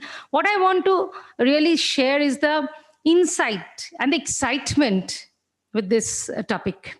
And for this, I will quote the 2020 Nature Outlook, where I found that so many scientists are as excited as me, and I'll quote them. So artificial intelligence in the improving the detection of lung cancer. And as you can see, I do feel strongly that your interaction will definitely improve the detection of lung cancer. And this is what the Nature Outlook I'm going to talk about, because it's a very lucid journey if you look into this article. So one of the main advantage of deep learning is that it can speed up the early detection of lung cancer by the population-based screening, or even opportunistic screening, or even diagnostic activities. So there is a strong evidence that it will be effective, and it is already going to come in the public domain. So let me begin with this real life case. A 60-year-old man, he undergoes chest x-ray, and during the evaluation of the cardiac problem, he came for a cardiac checkup. You know, nowadays, all the corporates, they send for cardiac checkup. I don't know what it is, but it happens. And a nodule is detected. You can see the nodule. In a very busy OPD, any doctor can miss this nodule. And if you look at those who are serving in the hospitals in the districts, they have to see 300 patients per day. It is not visually very perfect that you can detect this nodule. So you can miss it. He's a heavy smoker, a high-risk person, but he has no history of any complaint related to the lung, and very unremarkable physical examination. This is a pulmonary nodule. And what is a nodule? It is anything that is less than 3 centimeters, but it should not be attached to the mediastinum. That is what is a nodule. And it was missed in the previous X-ray maybe, but in the checkup, you know, people are very focused. They want to detect something so that they can do the next test. Commercially viable it becomes. So this man was detected with a nodule. Now, what I want to show you is that the number of literature is really increasing, be it radiomics and be it artificial intelligence, this orange line, in lung cancer. So basically, what do we want? We want the machine learning algorithm to pick it up, and this will help in predicting the prognosis and early detection of the lung cancer. So radiomics was already there, which classifies as features of the nodule, and artificial intelligence is also creeping in to detect lung cancer. So what's the present scenario? It's after years of helping to train an AI system to find the early stages of lung cancer. This was a researcher who was thrilled to find that the computer found tumors in scans of patients more accurately than the trained radiologist. So he thought he's a boss. The radiologists are not picking it up, and he is excited that he has picked up a lot of these nodules. So he was even more excited when his team gave the system the old CT scans. You know, these patients had old CT scans done for some other purpose maybe, or maybe he was coughing and the radiologist did a CT scan. The cough resolved, maybe a smoker, and the CT scans were again reallocated to be examined. And then he found that he could also predict those nodules in those patients who in future develop lung cancer. So the purpose I'm showing you this is that there is a prediction level also, which can be adopted. No doctor had seen anything amiss in these early scans, but the machine did. So that's excitement. And in a busy radiologist's CT scanner, you can miss the nodules, and you can also detect false nodules. So the question is, which one is a nodule? This one near the pleura, or this one? So this is a pleural base. This is another nodule, spiculated. So AI can help you in differentiating a nodule from other things. So which is a nodule is also important.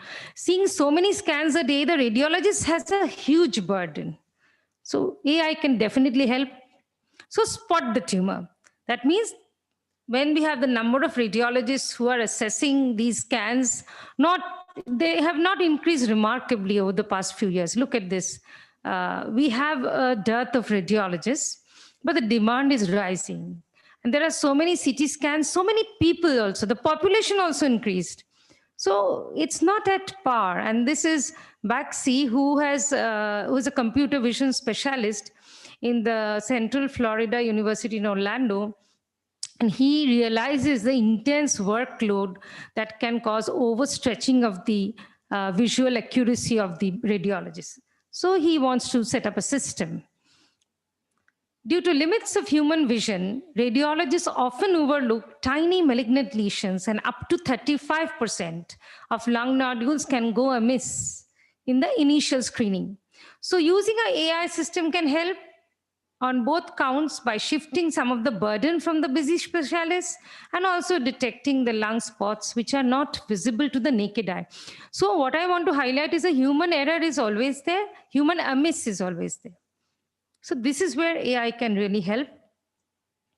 So there have been semi-automated radiomics feature analysis for lung nodule detection. And a human programmer tells the system what features it is looking for. But the computers flag a lot of presumed malignancies that are actually benign. So here is the flip side of it also. So it is not sacrosanct, and it is what I said, more of an art than a science. So the radiologists have to click. In a semi-automated system, radiologists have to click all the nodules. So it's a huge burden. But after clicking, he gets an answer maybe. But the clicking takes so much of time. So we would like a fully automated nodule detection. The more training scans the systems view, the more reliably they can distinguish between the lung tumors from the benign spots. And they do so more accurately than the previous non-AI based semi-automated system. And some of the deep learning system also gives clinicians a very confident level that for me, for that AI, this is a 95% accuracy. So the clinician has so much of confidence in this type of system that it works. So Baxi, as I said, has developed a deep learning AI model that is skilled in detecting these nodules. And here he says that the computer can identify them about 95% of the time. So that is much higher than 65% that a human radiologist can actually identify.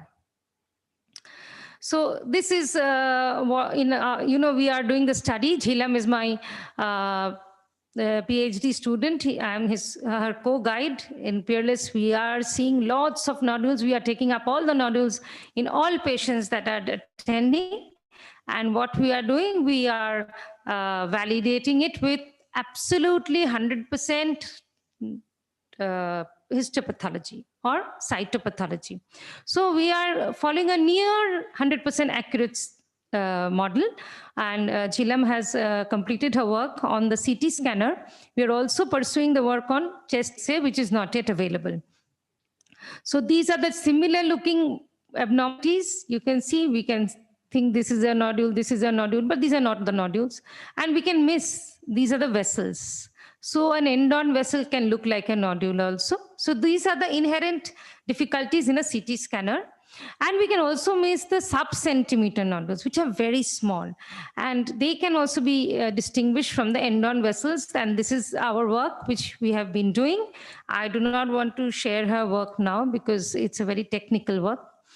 So sub-centimeter nodule detection is a possibility where we can detect tumors 1 to 3 millimeter in size, which the radiologists find very hard to spot, very difficult to visually search all the pixels on the screen, and this is a huge rate of miss. So that's why 65% versus 95%. And Baxi says his AI is trained in thousands of lung scans. It is highly optimized to detect tiny problem areas which the specialists might overlook. And you are able to use more data and more powerful algorithms, and it started finding these small nodules better. So you need lots and lots of data. The more you give, the more your accuracy. So we must collaborate to really develop these database, and we can put it in the public domain also. Going deeper, the researchers trained the system using a database of more than 40,000 CT scans. So you can imagine in 40,000 CT scans, you can get 200 nodules per scan minimum. You can get even more. So it will be a huge data, and accuracy should improve. And not just the current ones, they have taken scans for people who had done scans before they got the lung cancer detected. So the risk prediction model could also be followed if we can train the AI. And over the time, the computer learned which image properties actually separated spots with high risk of malignancy and which spot had future risk of cancer. Why I'm telling you this is that lung cancer is a deadly disease. The only chance of survival is if you can detect it early. Otherwise, all the lung cancer patients are destined to die. Only those who can be cured are those who can undergo surgery, and that is possible only in the early phase. Going deeper, this is another group of researchers, Jamal, who says radiologists can combine genetic data also. I'll tell you, all lung cancers are not the same. We sometimes hear, ওই ডাক্তারের কাছে গেছে, ওর তো lung ক্যান্সারটা ভালোই আছে, এই ডাক্তারের কাছে গেল, লাং ক্যান্সার পেশেন্টটা বাঁচলই না, 2 মাসের মধ্যে মারা গেল. So it's not the onus on the doctor. He may have followed the standard of care, but it's the biology that is different. So biology is very important in lung cancer because we have got a lot of mutations that are targeted, that are medically targeted in lung cancer. And if you can have anybody with a mutation that is targetable, this lung cancer can have a prolonged life. And we have seen oral drugs we are giving in EGFR mutation, and these patients who used to die in 3 months before are now surviving 2.5, 3 years just by taking tablets, and they're going to their office, they're doing all the work that you and me can do, but they're not cured, of course, but controlled. So maybe there will be a system whereby the genetic data can be collaborated, that this is the nodule which genetically might be a EGFR mutation or an ALK rearrangement. So we can do that. And a deep learning system churns through different kinds of large data, genetic sequences, treatment histories. They often discover unexpected relationships. We don't know. We have to explore the relationships. For instance, a pattern that shows up on someone's CT scan might predict that the tumor will have a particular genetic makeup. And it will be great. Radiogenomic analysis will be great in future. There can be same group in the University College of London who are actually trying to figure out, can we find out those lung cancers which are now treatable or cured or controlled, which are having a high risk of recurrence? Yes, they can. You know how? They are actually finding out the immune cells in the nodule. If they have high immune cells, then they have less chance of recurrence. If they have less, they might have more chance of recurrence. So they can give you so many answers. So friends, after so much of learning, deep learning, AI, will the clinicians become obsolete? Yes, this you can answer. Yes. Professor Chakraborty, any for student, they have an answer that from next meeting we will not come anymore. Is there an answer? I think it's very obvious that deep learning can give a diagnostic guidance, but the problem, they can give you the bread and butter of the radiologist, very common types, but they cannot detect the uncommon variety, and they cannot take a holistic approach that this was the smoking scenario, this was his family history of lung cancer where you have a higher risk, this was his other features, this was his comorbidity, this was his blood test, maybe a tumor marker. So the clinician will remain as a holistic partner, and you will remain as the very, very accurate partner. So I think it's just collaboration. Nobody replaces anybody. And as we know, a computer versus human brain, as I mentioned, this group said that the majority of cases that a doctor sees as the bread and butter. But here we can assist. We want to help people to become more efficient. So you will increase our efficiency, but the unusual lung cancer nodules will be very difficult for the AI to pick up. And this is basically a partnership that we are talking about. These are some of the papers for the postgraduates who are PhD students. The performance analysis between computer and human observer. This has been solid lung cancers in calcified nodules, in partly solid, partly non-solid. All this type we see that in the speculated part, all this type we find, yes, the computer gives better accuracy than the human observer. We all agree with that. Similarly, there is another point which we must remember, that two radiologists may differ. So this inter-observer performance analysis on nodule classification is also very important. Two humans never agree, never agree. So this is obvious that we can overcome this also by AI. This is not readable actually. This is a flow chart of the National Comprehensive Cancer Network, where they actually give a flow of how to have the early detection of lung cancer in population-based registries. So this is the flow chart.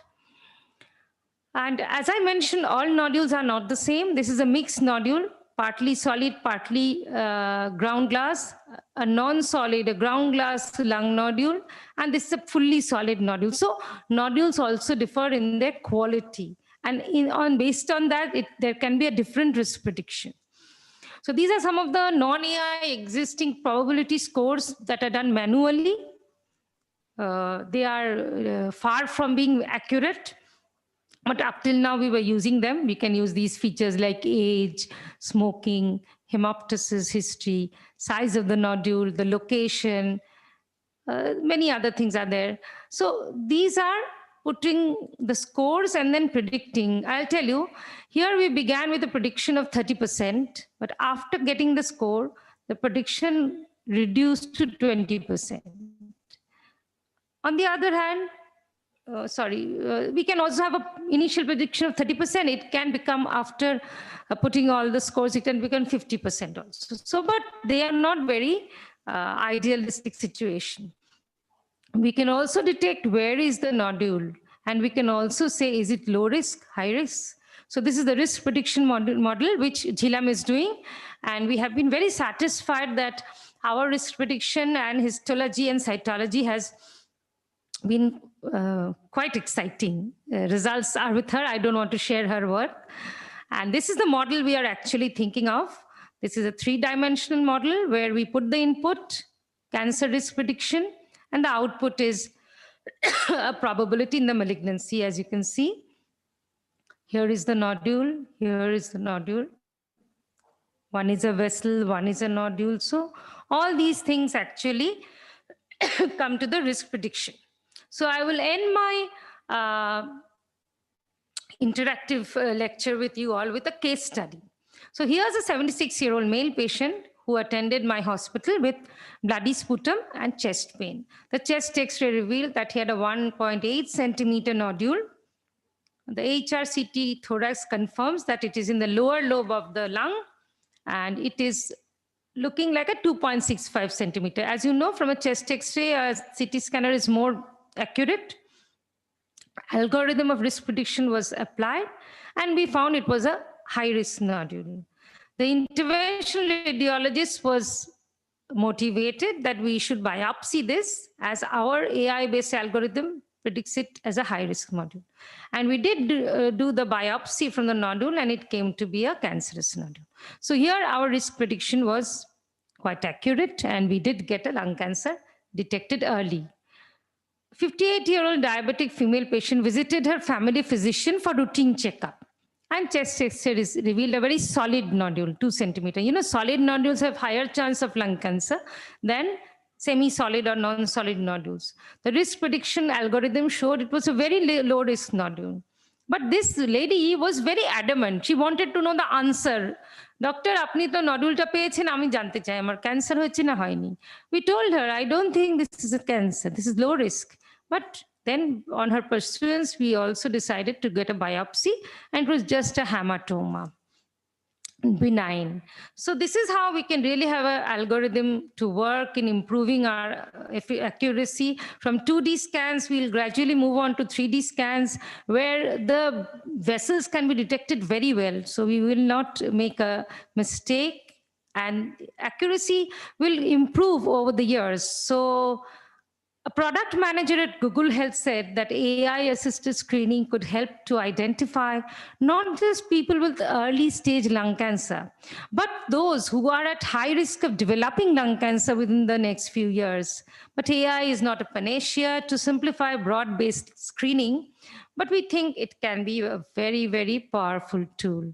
So friends, ladies and gentlemen, these have been our publication on this research. Chilam has been very conscientious, honest in her approach, very sincere, and we had somebody as a leader like Professor Omlan Chakraborty. So thank you for the patience. Any questions I'll take up in the next session. Thank you.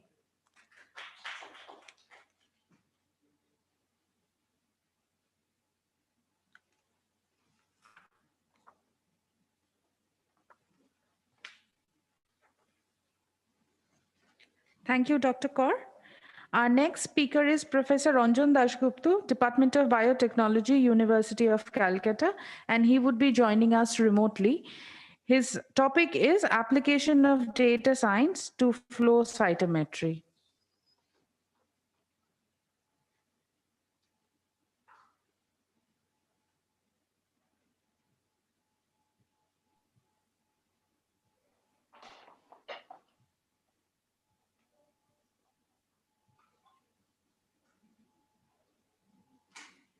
Hello, am I audible? Should I share my screen? Can you hear me? Benign.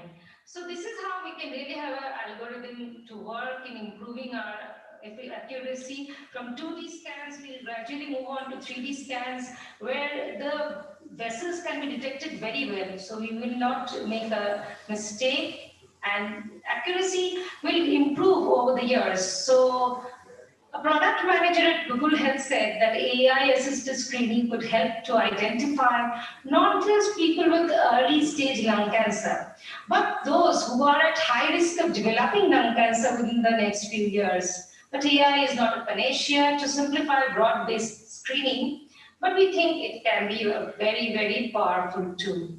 So friends, ladies and gentlemen, these have been our publication on this research.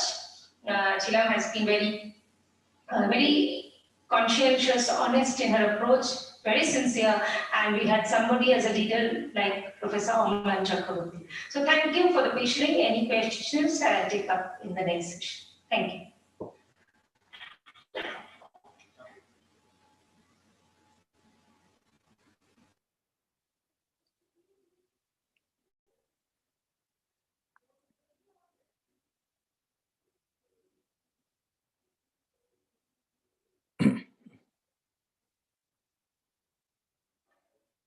Hello, can I come in?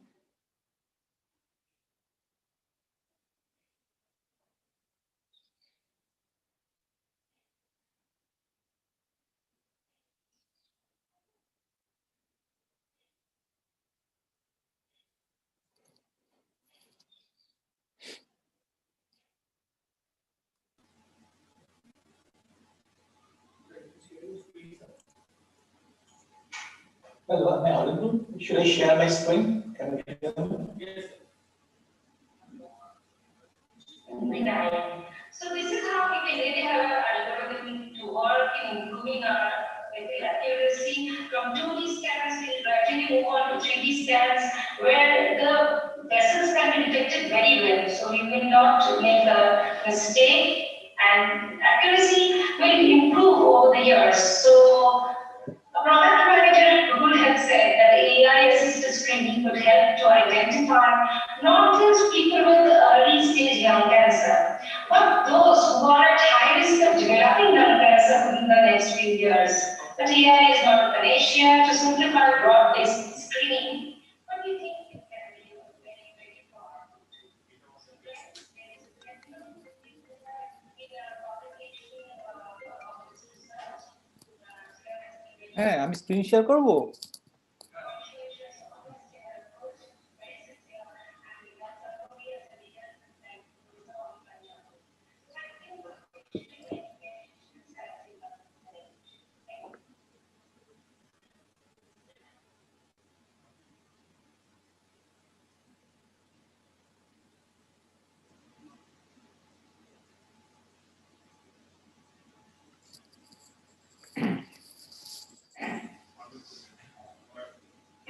start? Shall we start? Yes. Hello, can I come in?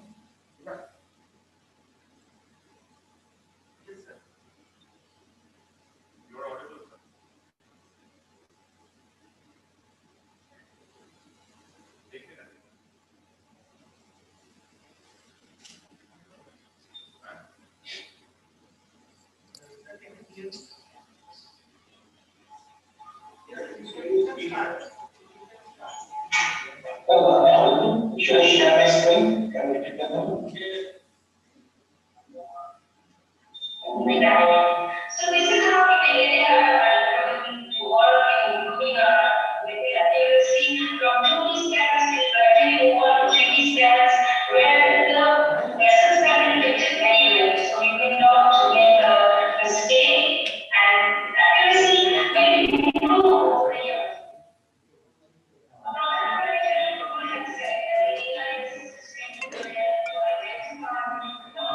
Screen share করে বসে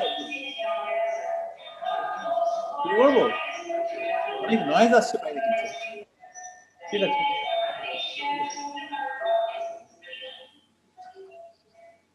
Okay, good morning or I don't know, good afternoon everyone, and I'm honored to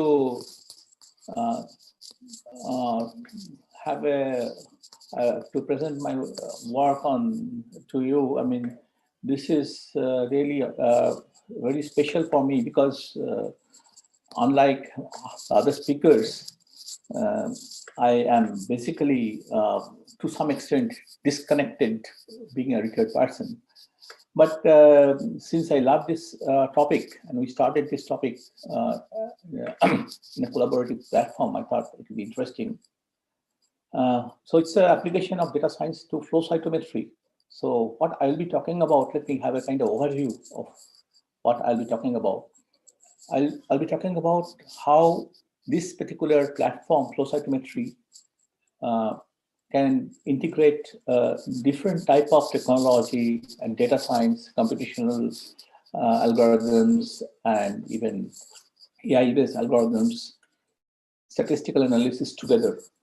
So I'll let you have a feel of the data.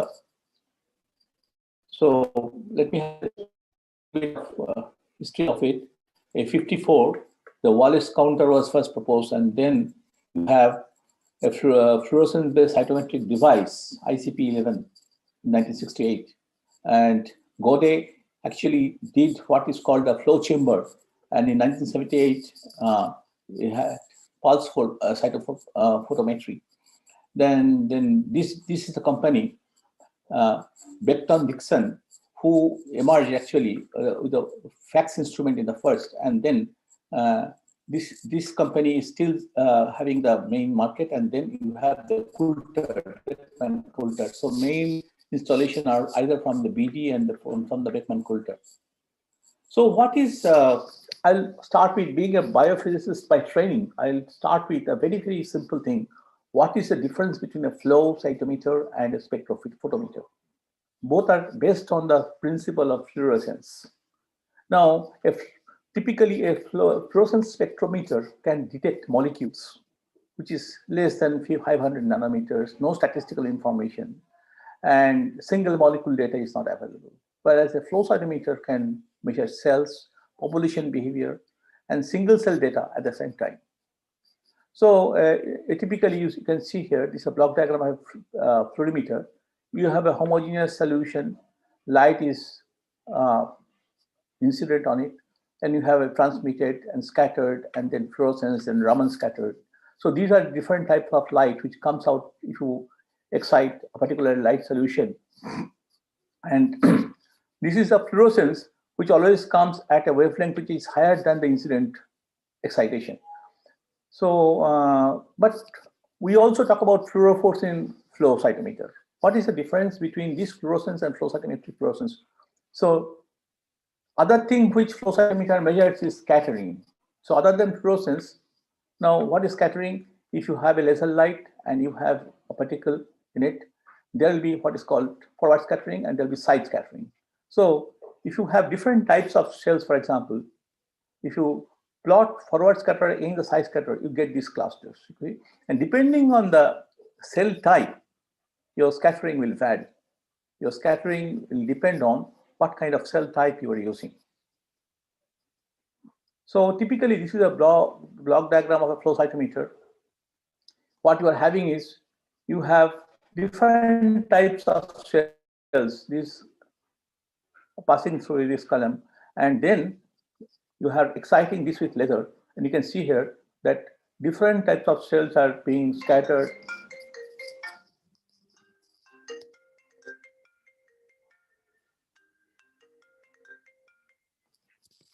Hello?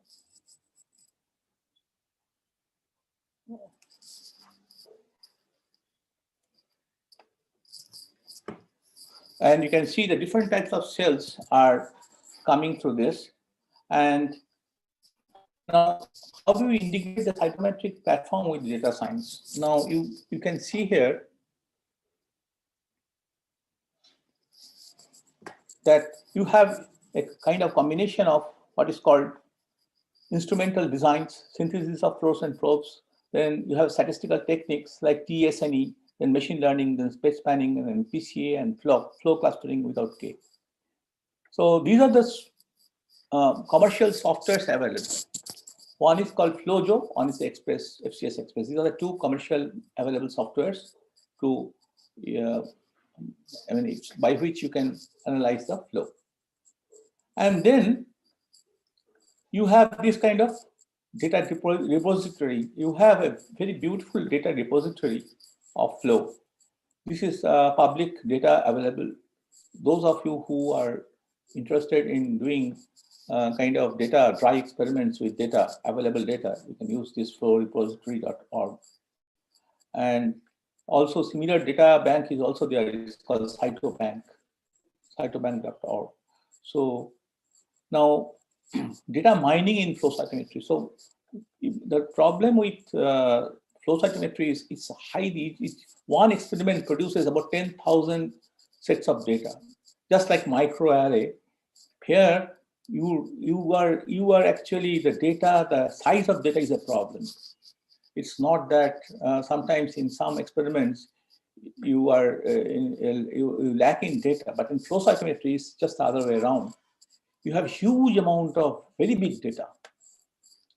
So now this is how you pull a data.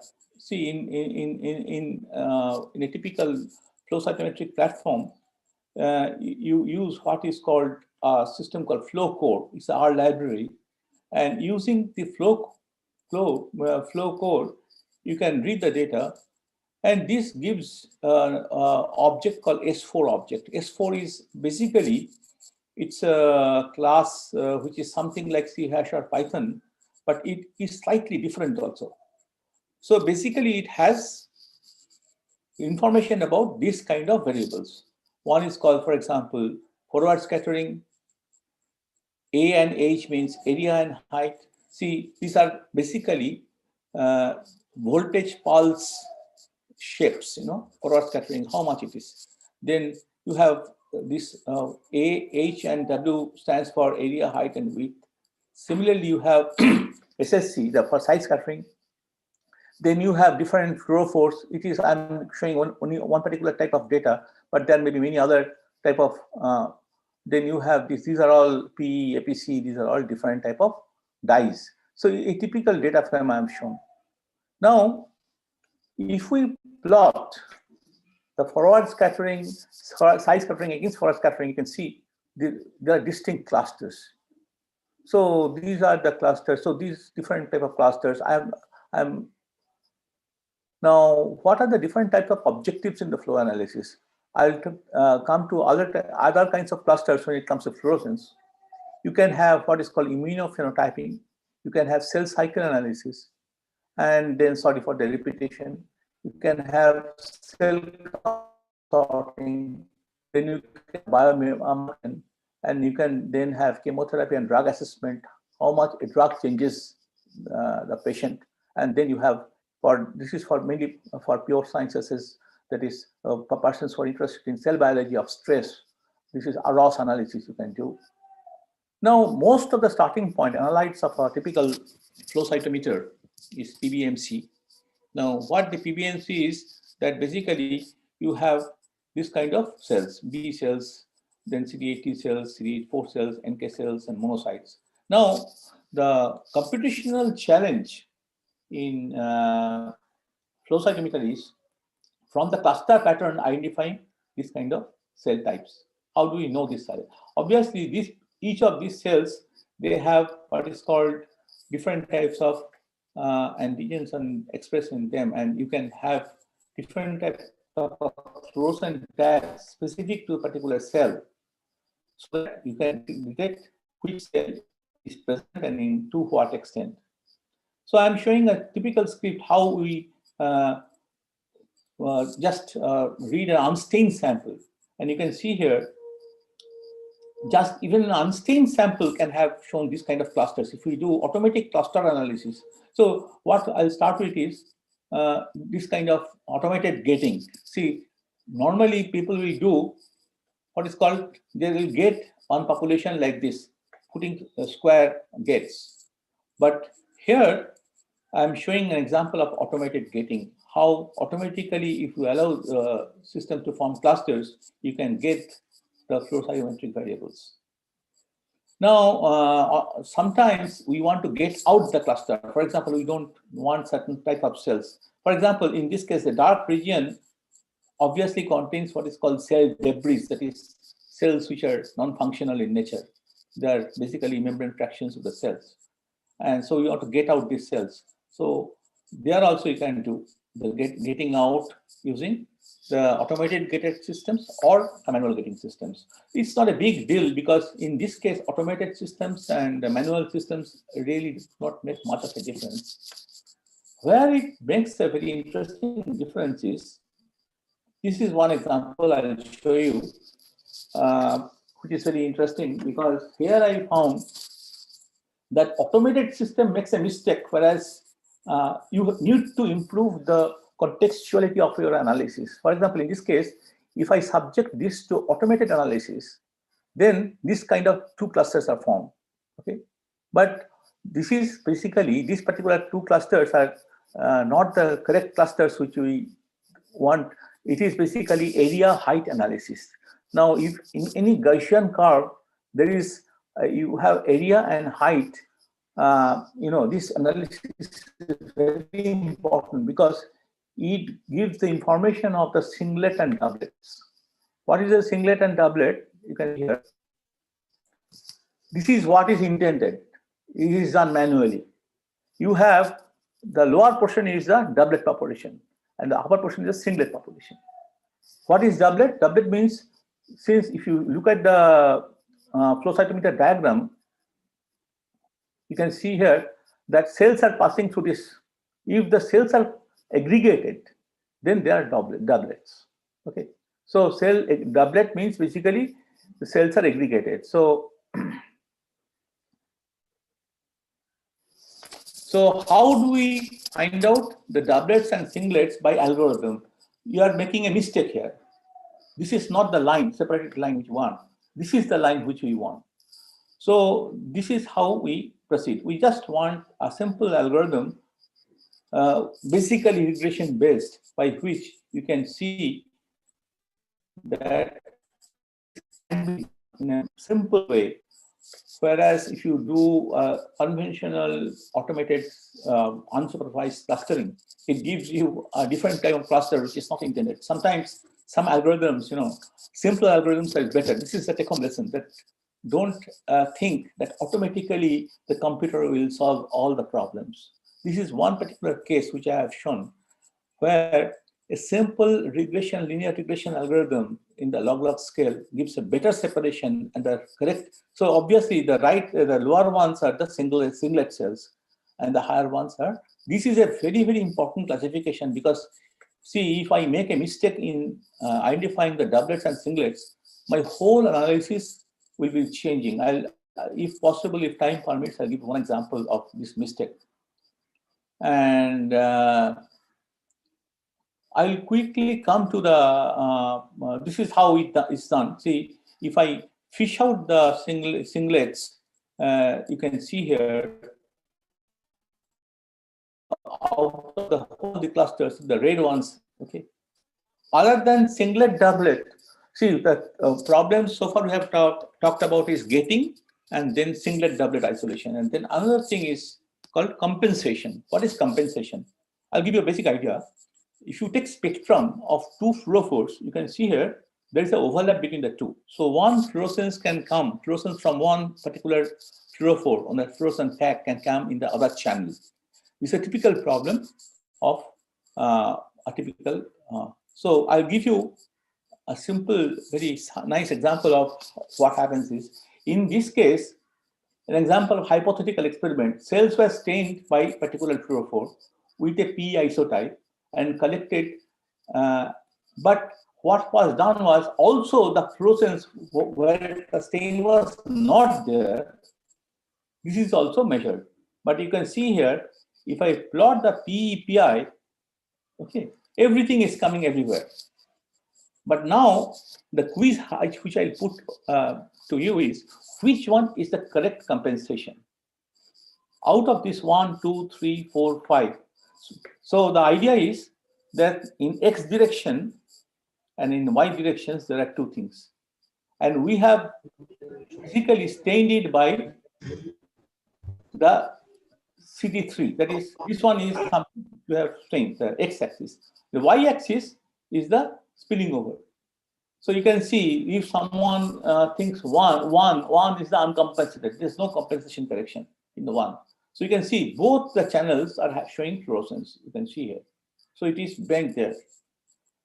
But out of two has the same problem. Two also is. So one is uncompensated. Two probably you can make out without any problems that two is not the correct. Now out of 3, 4, 5, which one is the proper compensation? Those who are working with flow cytometry, I think they will answer this very nicely. And if your answer is anything other than 3, then you are wrong.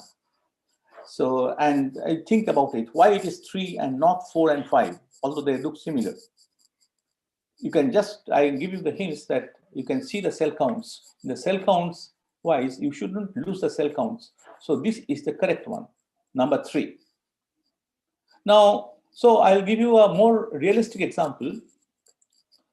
See, you have your lymphocytes. These are the three. These are the FITC CD3, PCD4, and B cells. So these are the 3 things you have. Now, this actually FITC CD3, it actually it stains both of them. PCD8 stains both of them. Now, B cells are not stained. Now, what will happen if I want to find out the population? This is the one which will have a spillover effect, because both the things, both the fluorescent strains, FITC CD3 and PCD8, both are staining the cells. So we have 4 populations, and how do we quantitatively measure them?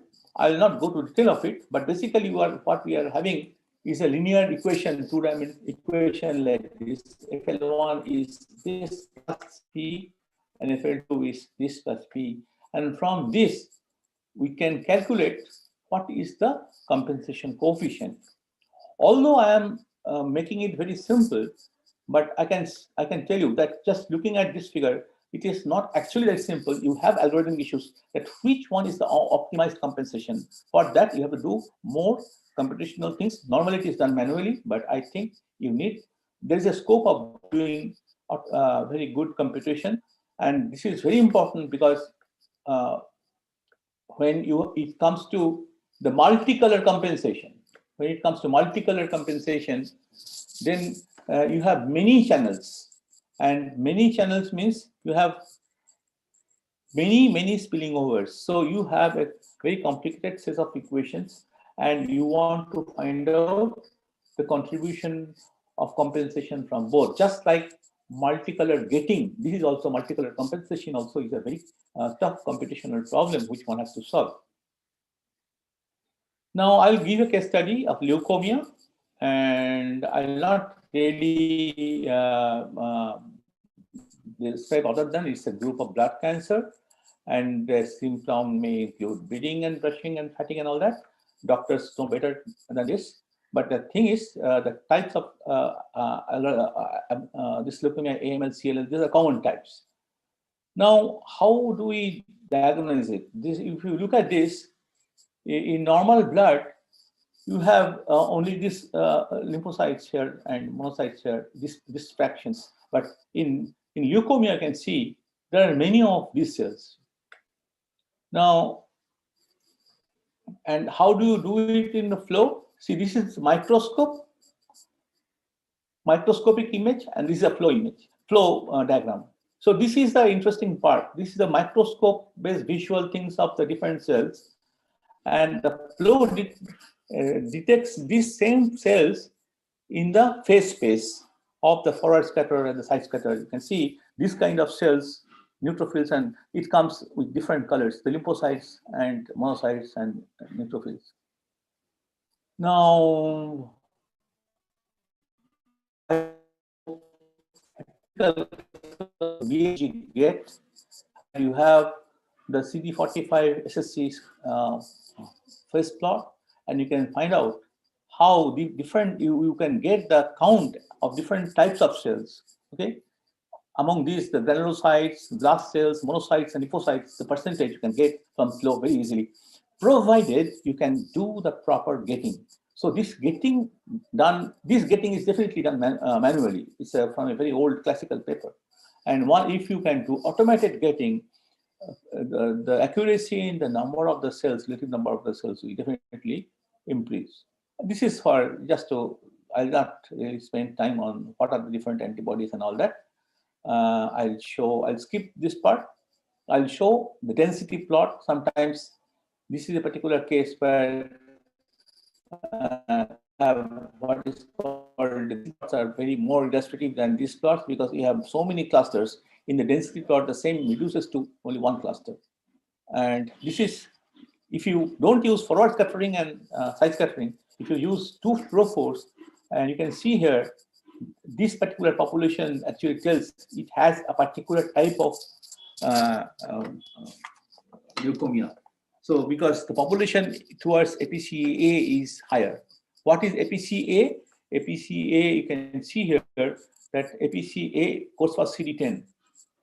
So here the CD10 is higher. So you have information that it has a particular type of leukemia. So you know the class of leukemia from these diagrams. So here we have what is called self-organized clustering. That is, we don't use any K, we don't tell the number of clusters, but our platform asks the whole flow cytometric data to form clusters by themselves. And these are, in this case, it is done very nicely. It has found two very distinct clusters. Now, I'll just very briefly touch upon the two other things which this is cell death. In the cell death, you have what is called PI annexin curves. I'll not get into it, but I'll show you an example of how it is done. I'll take one example of, ultimately you'll see this diagram. Firstly, let me show you the truth table. Basically, the truth table is very important. I'll show you the truth table. This table, this PI and P, if it is a viable cell, you can see that both PI and PI are false. No PI, no P. It is an apoptotic cell, then there will be no PI and only P. If it is a late apoptotic, then PI will be 1, that's true, P will be 1. If it's a necrotic, then PI will be 1 and P will be 0. So you can find out from this kind of lookup table, a truth table type of thing, and using the string, which cell is viable, which is apoptotic, which is late apoptotic, and depending on this kind of information, you know the progress level of a particular cancerous cells from actual patients. And you can actually see here in this particular case, you have only two kinds of population, either this or both. So let me ask you, what is both? What does both mean? Both P and PI are active, or only P is active but PI is 0. So let us trace back. Only P is active and Pi is 0 means it is either late apoptotic or it is viable, because or it is both 1. Both 1 means P1, Pi1. So that means there is another population which is late apoptotic, most probably. So either it is late apoptotic or the other chances it is more or less it is viable, because both are more or less towards 0. So from this you can get some idea of this kind of population, and then I'll show you another interesting thing, that is Ross detection. And for Ross detection, this particular probe is used, DCFDA, and you can find out this is the chemical structure for this. And here I'll show you, this is a biophysical experiment where flow cytometry has been used. This is our work, which to detect magnetic field effects. And here I'll show you one very interesting thing. We have done it for thalassemia carriers and for normal students, and for thalassemia measure and thalassemia carrier. Before and after fishing out the singlets. After fishing out the singlet, you can see the left panel, the thalassemia measure has no magnetic effect, whereas thalassemia carrier has effect. But let us skip.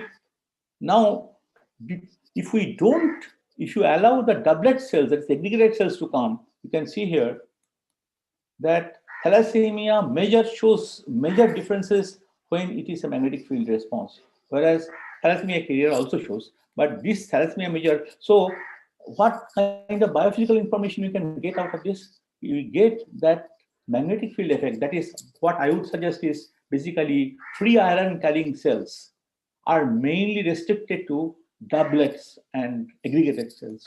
So sometimes flow gives you very clear informations which are not present in, which cannot be done. So I'll summarize this by taking home lessons. Flow cytometry serves as a magic solution in complex diagnostic problems. It poses a multitude of technological competition and data science challenges to solve complex biomedical or cell biology problems. New methodology could demand computational platform even more, as the commercial flow cytometry software like FlowJo may or may not handle the new challenges that may emerge from newer techniques like CyTOF. CyTOF is a new flow cytometry branch where it's also called mass cytometry, where the compensation part problem is minimized by technological advances in the probes. What they do is they use, instead of fluorescence isotope, they use heavy metals. And then multidimensional getting, compensation, multicolored flow cytometry are very important. So you have this last part is purely a subject of computational and statisticians, because you have to have good algorithms to do multidimensional getting and compensation.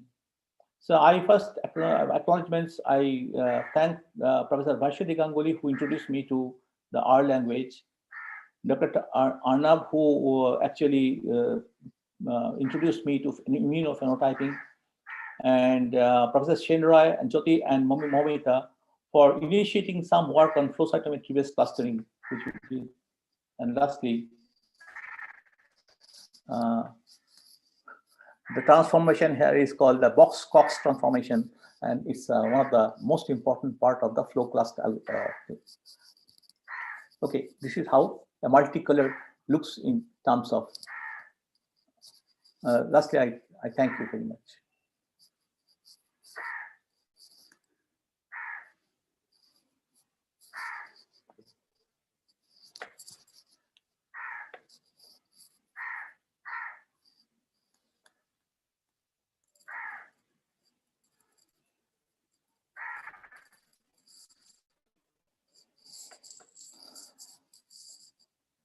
So, if there is a question, am I audible? Hello? Hello? Am I audible?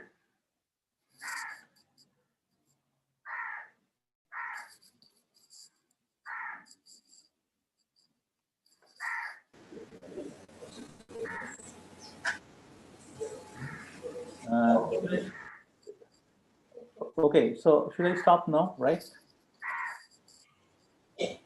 Hello, am I audible? Can,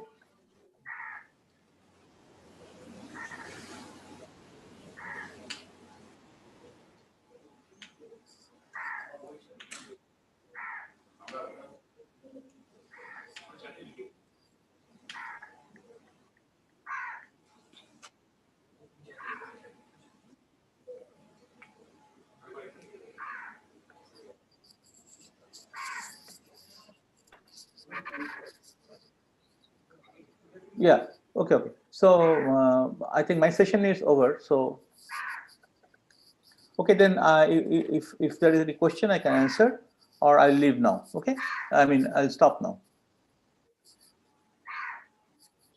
Are there any questions for Professor Dasgupta from the audience?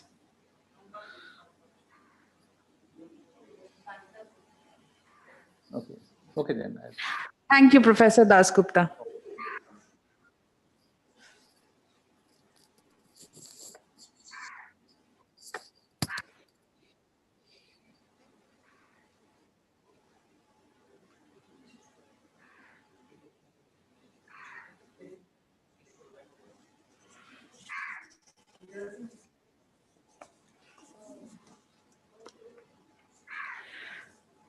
We are about to take a couple of questions, one of which is for Dr. Goswami. The question is, how are the patients classified? You spoke about NLP clinical entities related to the question is, how are the patients classified? Okay, so no, thanks for the question. I think that is one of the important parts. Okay, so I talked about, if you looked at the obesity case study, that there were multiple medical experts who actually annotated the discharge summaries, and that's how the classification happens. And probably there also I explained, and after that Dr. Kaur also explained that there will be some amount of even disagreement when multiple experts are commenting on that. Again, probably a third expert would be called in. A third expert will be called in to break that decision. So yes, it is a very very important thing which needs to be done at the very starting by medical experts. I hope that clarifies your question. We have another question. If Professor Chakraborty would like to answer this, could you explain the role of NLP and deep learning in diagnosis of any disease? Okay, thanks for the question. So natural language processing is the domain of analyzing the text, and deep learning can be applied for any domain of data, right? So it's a conventionally deep learning, like the convolution neural network models, started with the image data.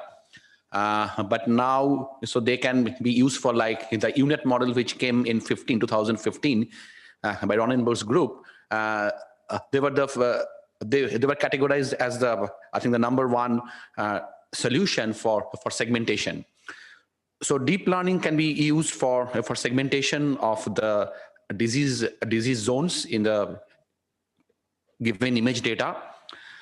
Now we are also using deep learning techniques for analyzing the sequence data, okay, in terms of recurrent neural networks, which also works on a number of sequences of images and tries to find the patterns within the sequence. And it has been modified by the techniques like LSTM techniques, where we use the connectivity of the sequence between a brief interval. For text processing, obviously the techniques of NLPs are there, and also we use different techniques of NLPs, like we have the techniques of RNN also for NLP applications, where we're trying to find a sequence of words and the semantics out of it. So in a case that means if we are trying to decode, or we are trying to analyze the suggestions given by the doctors, that will be more in NLP form. And if you are working with the data like radiology data, like microscopy data, video sequences for CT and the other type of radiology data, we will go for deep learning techniques. Okay. Yeah.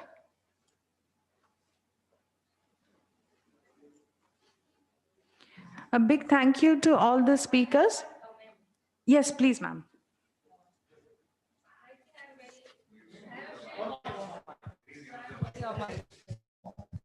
Hello. Yes. I think whatever we discuss, there are two things we must be very much cautious about. One is when we are talking about AI, we want to improve the accuracy. That should be initiated at the very first stage, because once a radiologist gives an impression and then the AI later on modifies it, people will not accept it, and there will be medico-legal issues that why the radiologist missed it. So they must be integrated at the very outset. So whatever we do to improve the accuracy, it should be at the very initial stage. We must keep this in mind. Number two is a public mindset, the societal response. Like just now, Prantar was telling me that there is no further need of stethoscope to be put on the patient's chest to hear the heart sounds. We are gradually getting machines whereby we just can have a sensor and the heart sounds can be detected. But look at the society. If you go to the doctor's clinic, he doesn't touch you. He doesn't talk to you. He doesn't listen to you, doesn't take care of you, and you don't examine him, they will not accept it. They will go to some other place then, not to a doctor. So whatever we do we must keep this background in mind, that Prantar, if he wants to treat an anemia, must look at the anemia zone.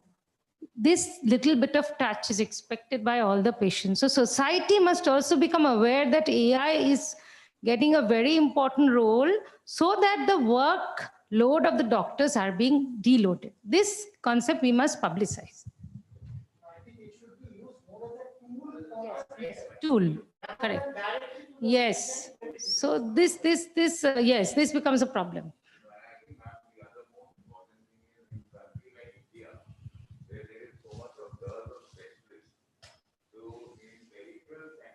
Yes.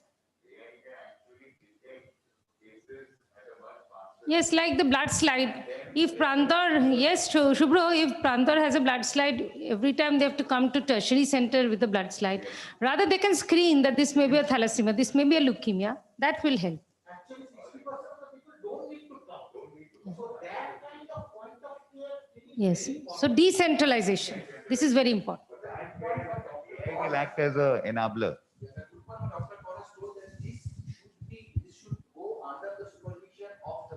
Absolutely. Okay, that means suppose a patient, I see a CT scan, give a report, goes to the AI, does a report. This will create hell in the society.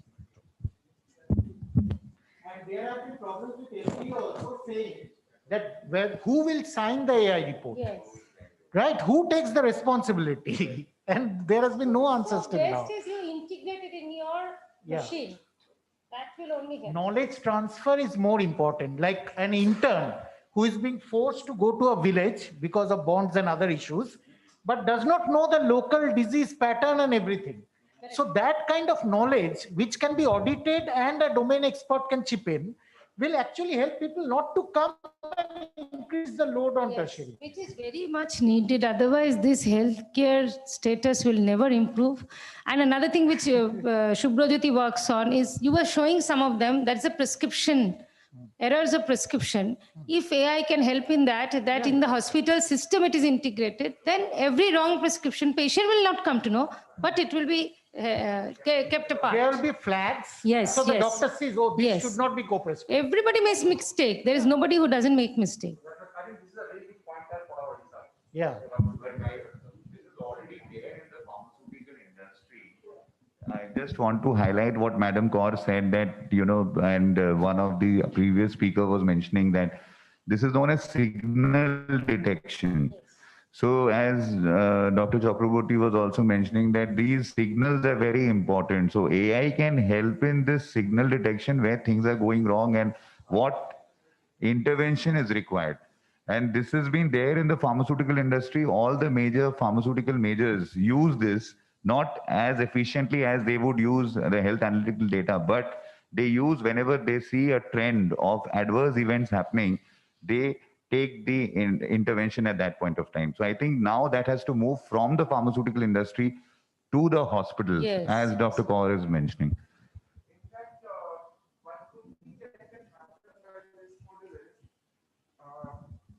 If there is an error in your discharge summary or discharge certificate, and the AI kicks in and it helps the clinician modify it, that will also reduce the number of medical legal cases that will always check it, because it's the check at the very inception. in fact, the doctor will be out loading his responsibility in the medical legal case, because we'll say that our AI system could not detect, and we have all checks and checks there in the hospital which we can utilize. I think this will help. This will be a major thing. Why I'm telling you this, after 28 years in oncology practice, one day in the morning from Apollo, I got a call that I had given a wrong prescription. So what was it?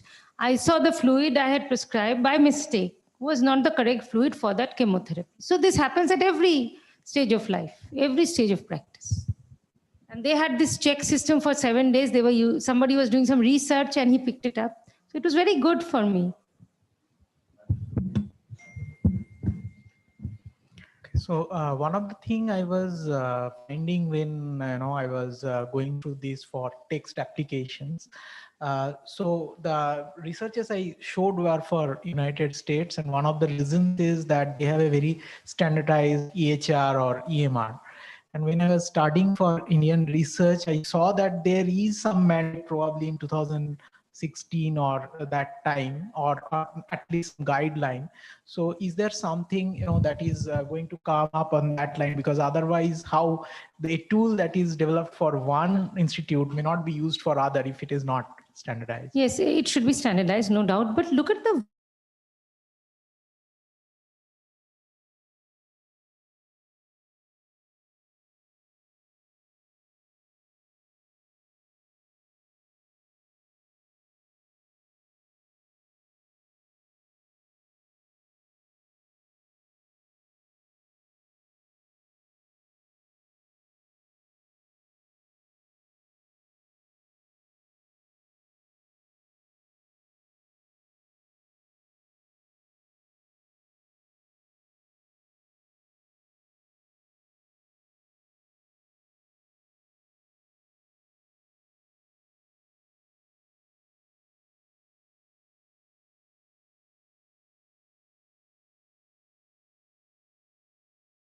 is, see, by simple chatbots, we can actually screen the patients. Yes. And we can deliver point of care even without a doctor sometimes, or nurse and paramedics.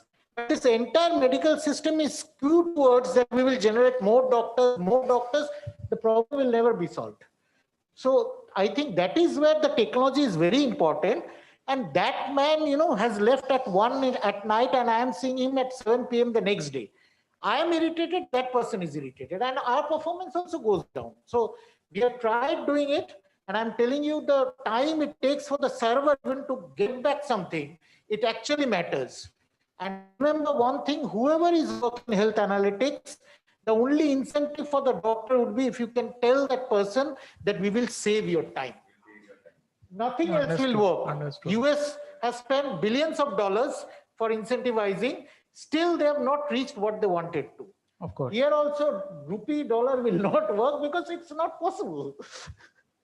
True. So, I mean, it is not only standardization, there is technological bottleneck also. I mean, if it takes so much of time.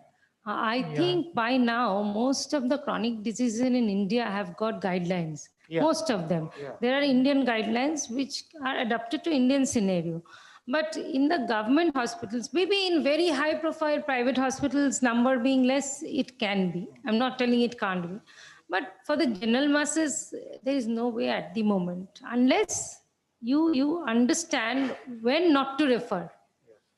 This is becoming a great problem, and for that public is also responsible. If you beat up the doctor because he doesn't have the knowledge base, then which doctor will not refer? Tell me. He wants to survive with his family. So yes, somebody picking up in the court saying, why didn't you refer to a hematologist? So where is the hematologist in the district hospital? So things must be done practically, and at the moment, yes, we can improve it as a tool. We can.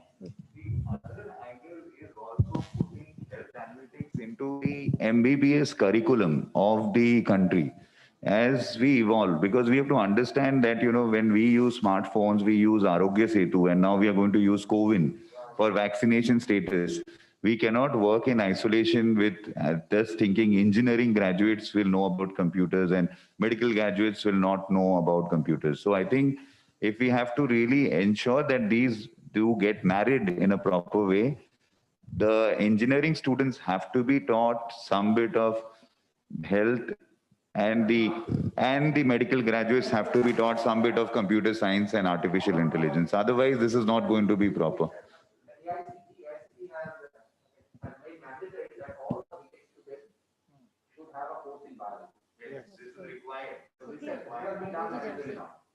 And I think a very major step has been taken by the governing body of the MCI in changing the curriculum of medical students also, where computer, at least they know something about the computer. Previously, madam, আমি তো জানি না করতে, type করতে জানি না, what nonsense this was going on. This is now better. If the computer course is integrated in the MBBS course. So things will improve. We have to survive.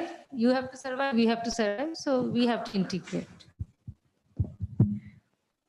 Thank you everyone for your valuable inputs. We will take a short break of 10 minutes and come back with the panel discussion.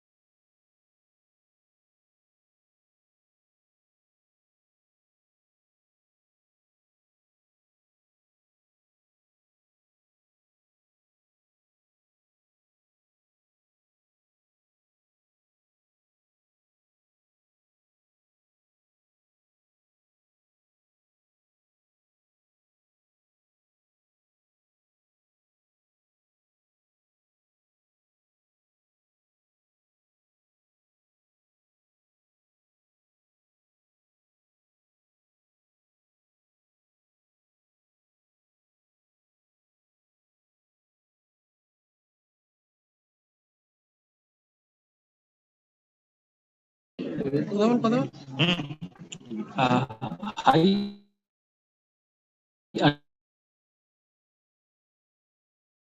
Aniruddha sir, please on your video, sir. Hello.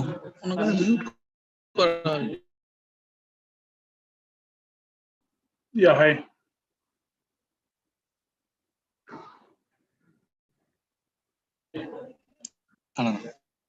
Okay.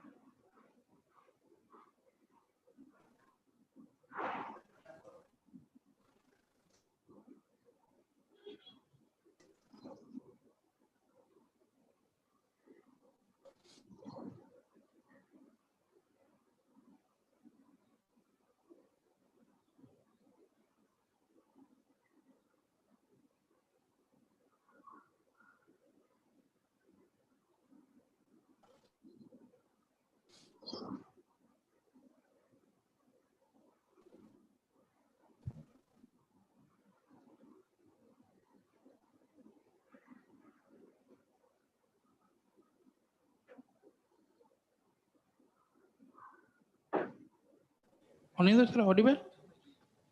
Yes, yes. Hi. Am I audible? Hello. Hello. Hello. Hello. Audible, sir? Yeah, it's audible to me. Am I audible? Yeah, sir, you're perfectly audible, sir. Perfectly audible. Thank you, sir.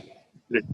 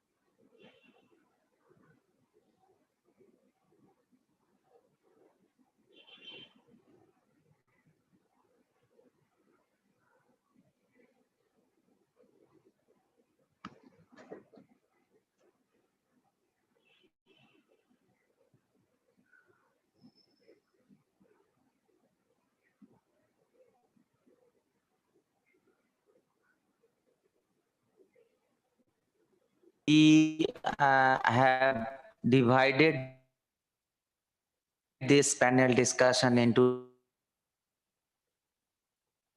different sub-sessions, rather I would say, to explore the scopes of collaboration. The University of Calcutta as a knowledge management center, a statistics department, as well as information and technology, who can serve as important source of knowledge management centers on the whole from college also as academic institutes. Independent private physicians from private health facility there. Academic institute scope how biostatistics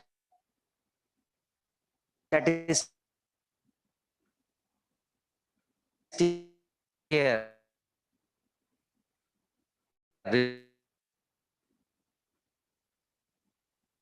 related till the fever also treated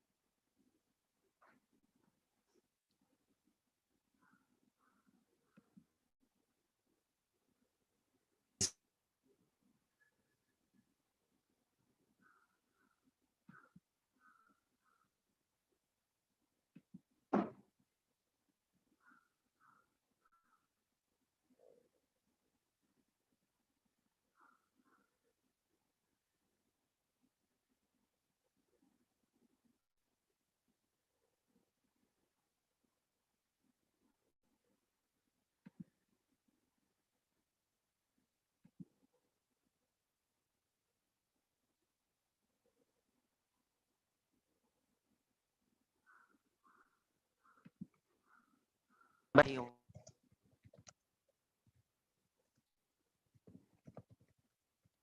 say biostatistics and health analytics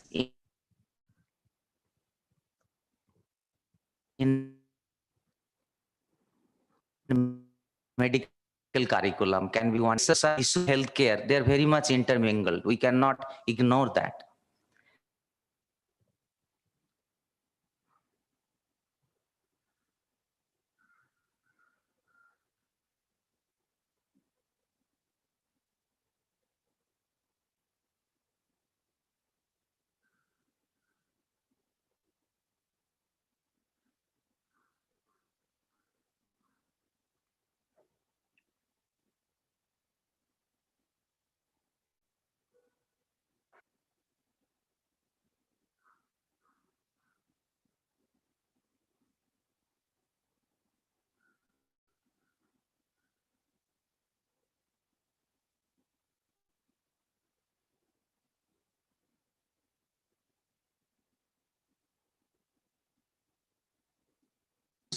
We'll request one by one our important expert panelists to give their valuable inputs to make this panel discussion enriched.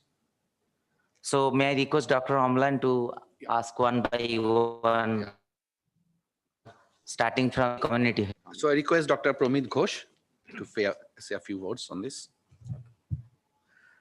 Good afternoon. I thank the organizer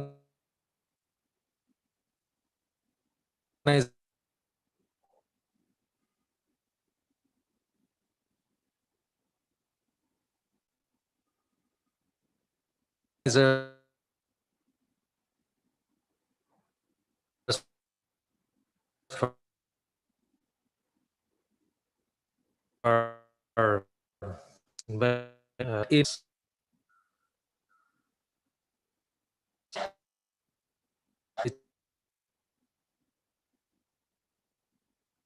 when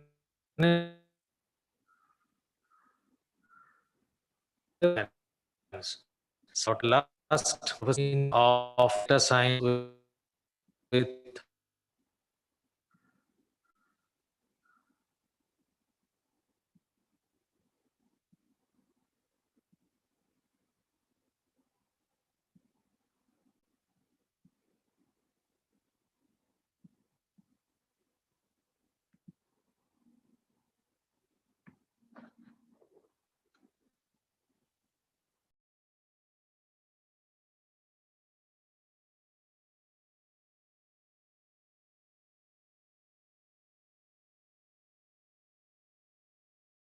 so there have been allotted certain hours or certain issues which need to be taught to every MBBS graduate. So mostly the issues are like the basics of biostatistics, what is biostatistics and how it can be used, some aspects of sampling, some aspects of significance testing, etc.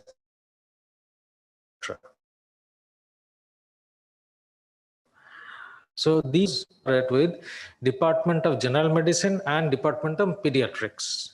In addition to these, the large-scale sample surveys like NSSO or NFHS or DLHS type of what is national related to the medical graduates about this. And these, as because these are core,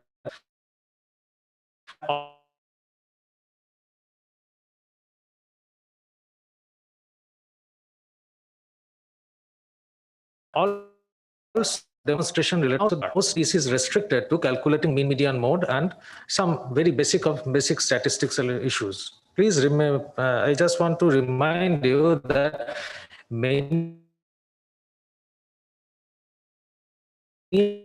of the undergraduates who are joining up to take beyond 10 plus or 10 years because some have opted for ethics. So we need to start a bit on the lower half to regarding statistics. Focus of this on that. So the time in this new curriculum, there is a scope for elective subject selection for 4 to 8 weeks.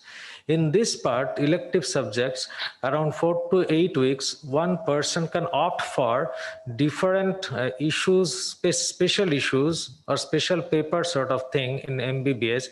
And this can be related to community health. This can be related to some other medical aspect. If they opt for a laboratory or laboratory science or research issues, then those students will be exposed to volumes of data. And if, now you can understand in this course of four and a half years, all the medical graduates need to understand how this will be applicable to the day-to-day practice. In not only for passing the exam, but in day-to-day practice. Here, there is the importance of, because participate, the students are also allowed to participate and they can collaborate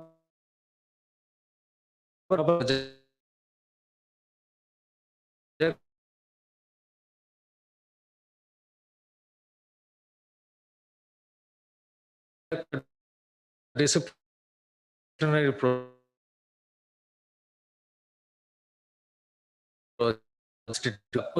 volume. You know that mostly in our colleges, the institutional, whenever over, the data that remains unutilized for the most of the part. So if we can enroll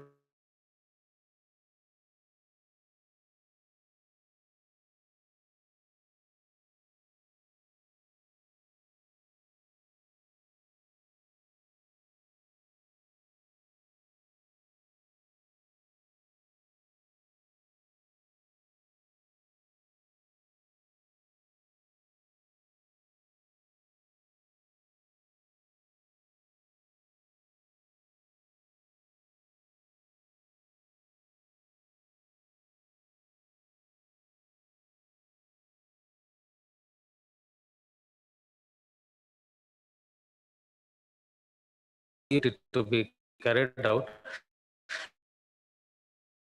and they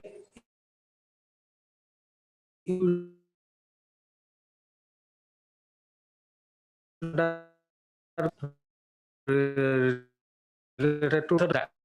Mostly it is a bit more. So if we have some practical hands-on demonstration and also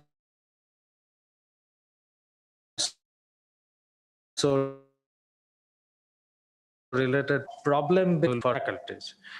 So, and our faculties usually are internal to case series may not be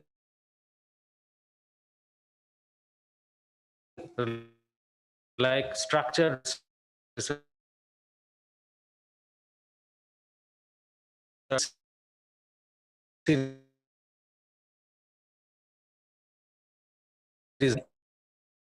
you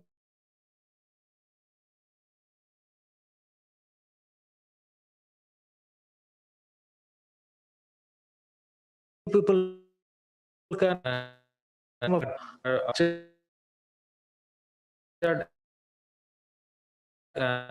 any hypothesis or form or maybe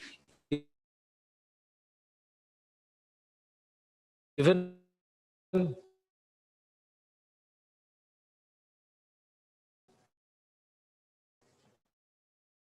that information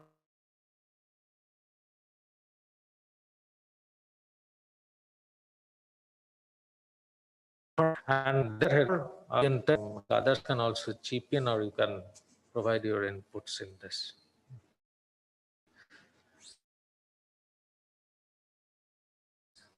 This is the correct.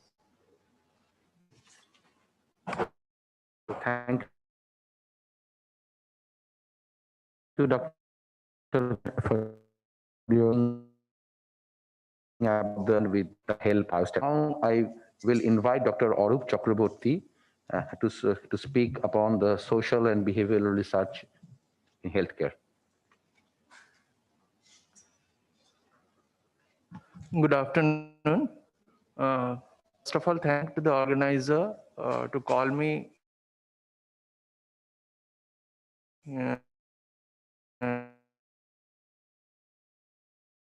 to discuss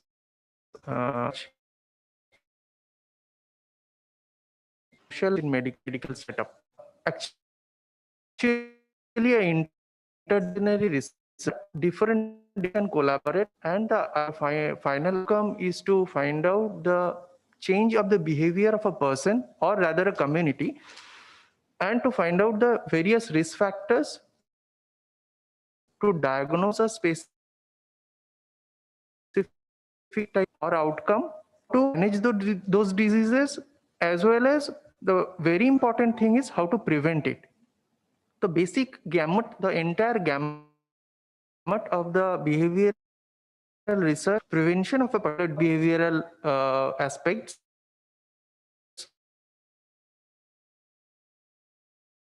or risk factors, anything. Research, medicine rather.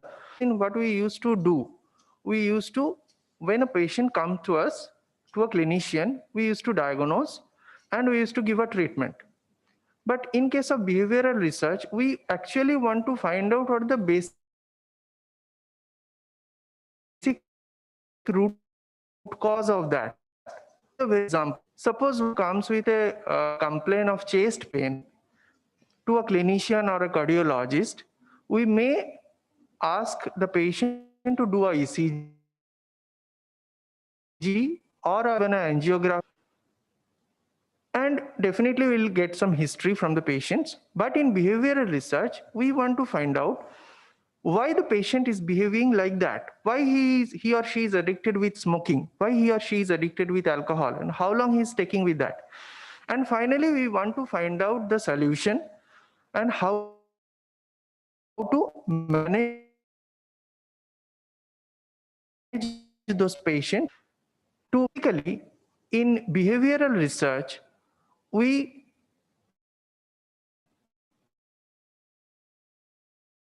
want to find out the visual diagnosis. That is the basic important idea. That behavioral research can be done by various departments, as we was discussing little earlier, that not only the doctor can do that. Yes, definitely, doctor can be a team leader, but lots of other paramedics, even nursing staffs, counselors, health educators, even non-medical persons like teachers, and the role of opinion leaders in the community, and not only in the government setting, as well as in the private sector, is also can be done. Even life of a human population, like it starts from a newborn care, newborn baby, to at the extreme end of the geriatric population also.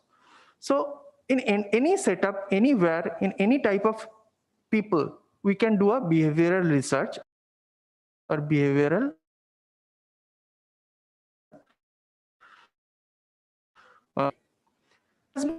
in various research has been already found that people or where the behavioral research has been done, their health second behavior have been improved. So definitely it is required. And we, the people who are practicing the social medicines or behavioral medicines, our role is to bridge between the gap of the community and the clinics or the society rather. In our day-to-day practice, rather day-to-day teaching, as we was discussing earlier, even that there has been from 2019 onwards. So these particular behavioral sciences has been highlighted in the new curriculum. And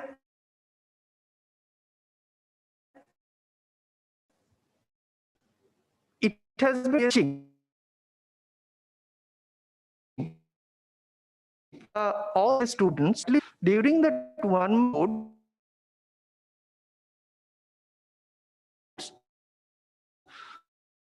they have to know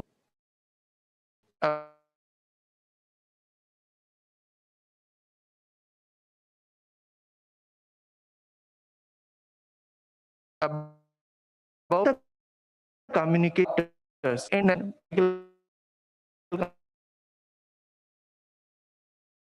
council of the medicine department of each and every medical institution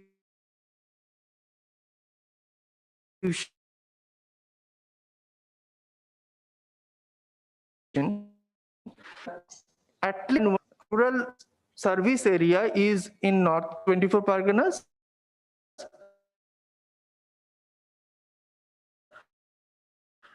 and the medical college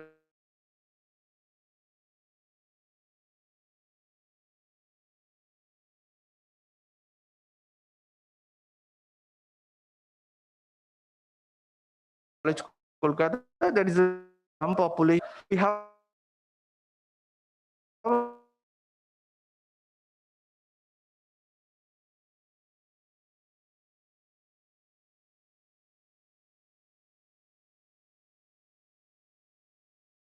officers and obviously different types of risk factors. They intervene in terms of health education and others. And finally, learning is during their curriculum, they have to present one short graduate student, and also they have to do a thesis also, either in the urban area or rural area, even in the hospital setup. I'm currently done in our department the postgraduate thesis, like they have conducted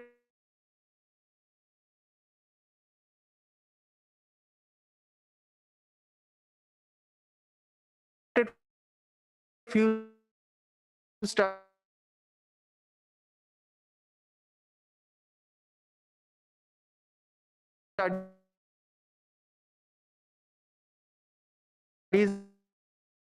on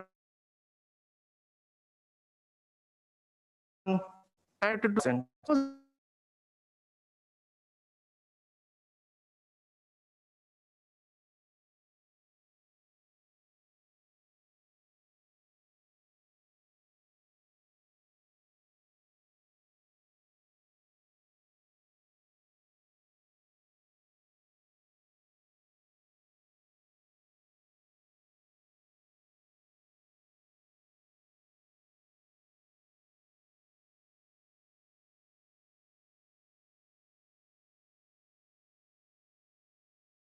base of these rural and urban areas.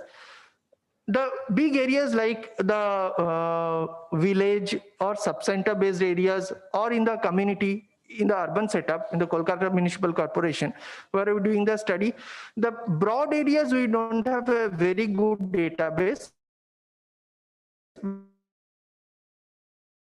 We are getting data from the either sub-center, means block primary health centers, but where actually we are providing the service, the particular village or the slum area, that the basic database we have. The referral study frame, actual big database we don't have at present. Third important thing is funding. Definitely funding is a problem. We don't have any additional fund. We cannot provide any fund to the postgraduate student to conducting the study.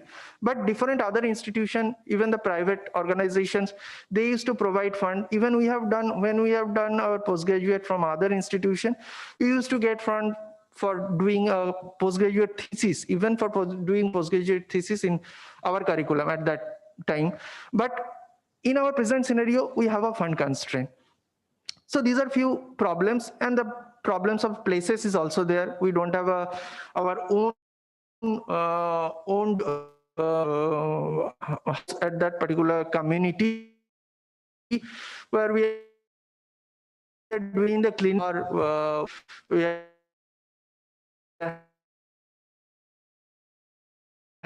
hiring from local to teaching in that particular places. So these are few constraints we have. But the question is how we can the statistics department with our setup.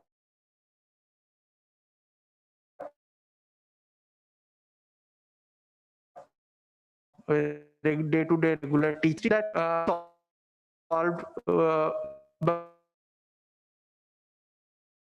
statistics department as one. Can plan for a large survey, or we can plan for a very small samples. Sometimes we have to work on very small samples. That may help with biostatisticians, and sometimes doing some behavioral modeling. That also may help, because we know a little bit of statistics, but doing a core modeling, we may take help of some statistician. That is some important aspects. So important areas from your department.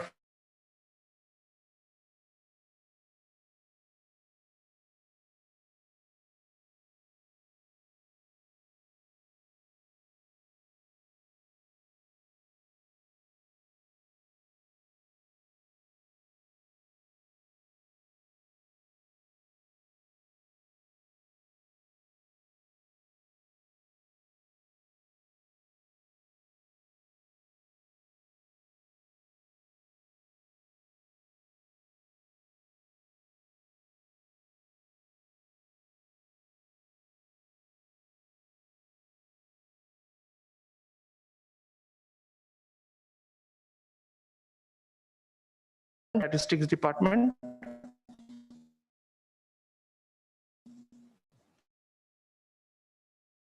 So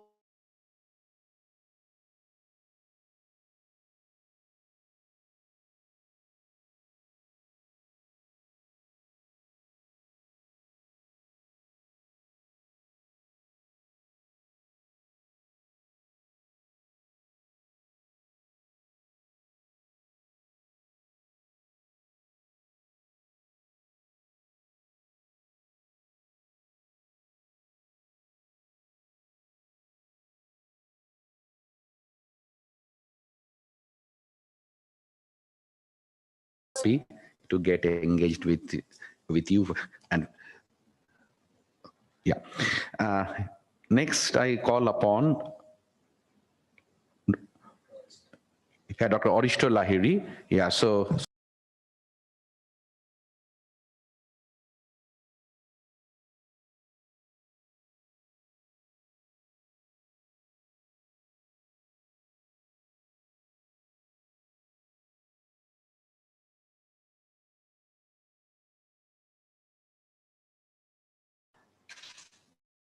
it has actually been a great honor for me to sit in this panel, and a special moment of pride to be sitting in the panel with two of my teachers. Well, that's that. And now, after hearing the two rather different aspects of how the statistics department, or rather the discipline of statistics, can collaborate with our discipline of medicine, I'll particularly focus on some aspects of planning a research. Now, since my post-graduation days, I've been more inclined in clinical research and to be particular in epidemiological research. Now, I was approached first by Orubda regarding this program, and he insisted me on being in this panel and sharing my experience and the probable areas of collaboration whatsoever. I was really excited because I felt some constraints during my post-graduation days, and even during this period of pandemic, when we are insisted and we are particularly, it is a need of the hour for having some research related to modeling this pandemic, how the disease will spread.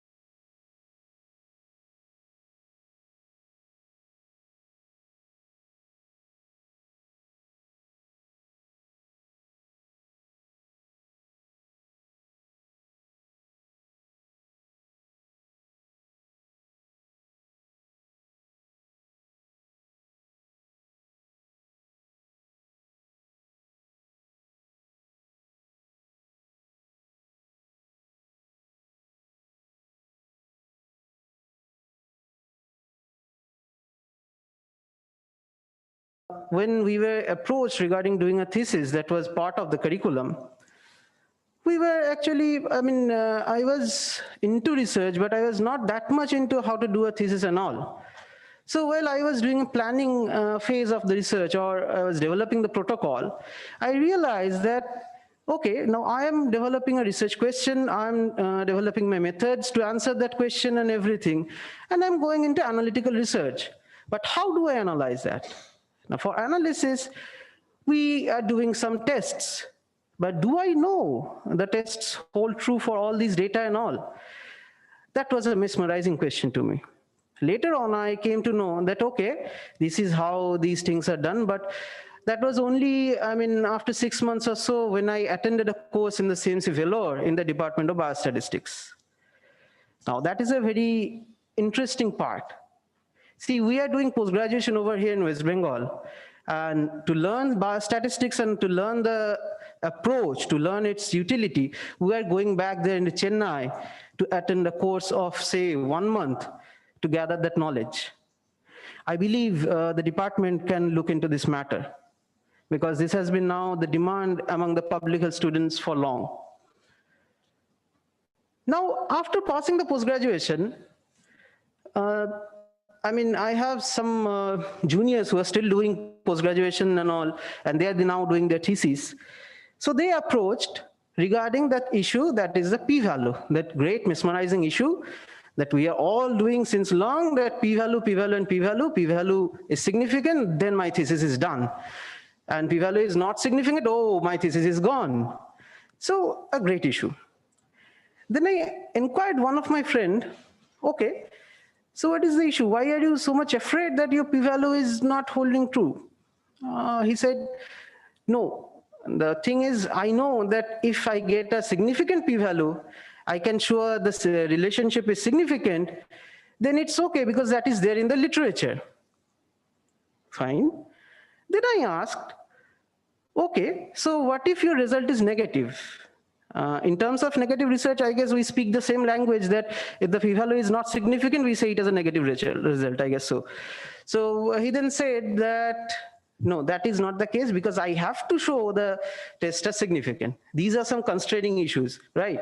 But the point is the developmental question, the fundamental question that there is during development of his research protocol, or perhaps what he was trying to answer the question to, he took account of a wrong statistical tests. So in order to gather a particularly preconceived idea or preconceived result, and I believe that is a very strong word to say, but unfortunately that is what is going on. In fact, for that, we need to develop the basic knowledge of statistics. I myself had some chance of developing that knowledge base from CMC Vellore, but there are many students who are still lacking those. And as a result, we are being faced with these problems like why p-value is not significant. Now, I'm really astonished regarding why do we go for p-values, and before p-values, why do we go for statisticians or for help from the biostatisticians at the end of the result? Why not at the beginning? So an interdepartmental collaboration can be there if we can plan a research from the very first stage. Now, before I conclude, I would say one or two more aspects about our discipline of preventive medicine and public health, and where further we can collaborate, excluding or barring the facts of p-values. Now, continuing from where Dr. Chakraborty has left regarding behavioral and social research, I believe we are familiar with the Alma Ata Declaration and all. From there on, the focus of public health has been regarding health promotion, and the core of which is formed by behavioral and social research. Now, here's an intriguing fact. Professor Dr. Ghosh here has developed a model regarding the COVID pandemic, I believe during the month of April. Now, after that, myself and Dr. Chakraborty, after I guess 1 month period or so, we have worked on a systematic review, reviewing all those models.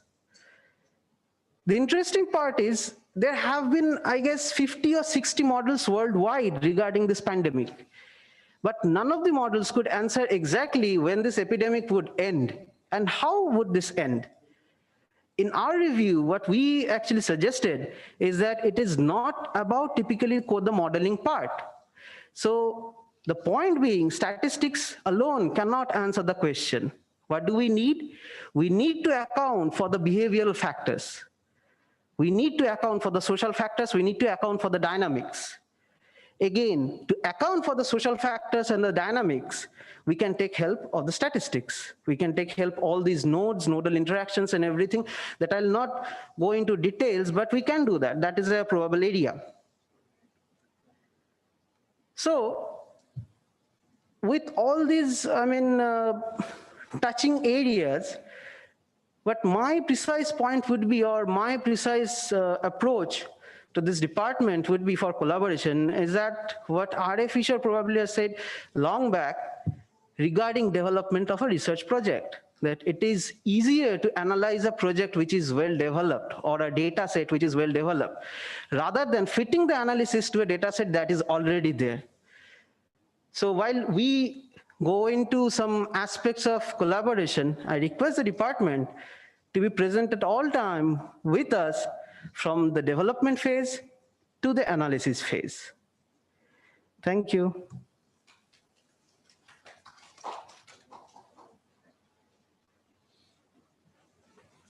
So thank you, Professor Lahiri, for this excellent briefing that how the statistics can play a great role in the research and understanding in the different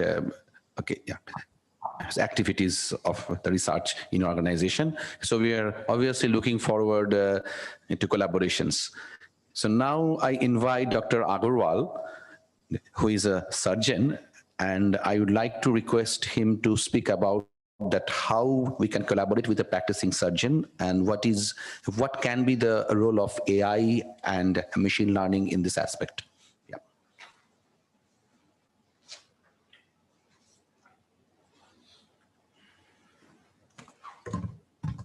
Good afternoon, everyone. I'm Dr. Akhilesh Agarwal. I'm a plastic surgeon. So regarding the collaboration of clinician and statistician, any treatment protocol, as was mentioned by Dr. Kaur Madam, that in current scenario, any chronic disease, we have got a protocol. So how did these protocols come into being? These came after analysis of various confounding factors, variables, and it was detailed, and detailed analysis was done. And that is how we practice medical evidence-based medicine. But how these collaboration can help us, as it is said, any clinician or the healthcare facility, it has got lots and lots of data. But just having a data doesn't help anyone. It needs to be put in together intelligently to come to a conclusion which can help in business, which can help to provide better healthcare facility to the patient and to offload the load on the clinicians. As we were discussing the use of AI, Madam Kaur's paper of CT scan for the lung nodules, we were discussing how to apply it for the primary centers. As was mentioned, it is really important to have the human touch. If the doctor doesn't touch the patient, patient misses something. So that human touch is important, and it is the basic of doctor-clinician relation, that the moment a clinician touches a patient, a relation is established. So how this can help us? Suppose we are sitting here in Calcutta in the tertiary center, and we want to apply this in a primary center somewhere in an interior. There a doctor who's MBBS, but he's not a specialist. He's working, a patient comes to him. He can get guidance. He can take guidance from the AI that, okay, this kind of CT scan nodule, the nodule which we are getting on a CT scan can be a primary one or benign one or a malignant one.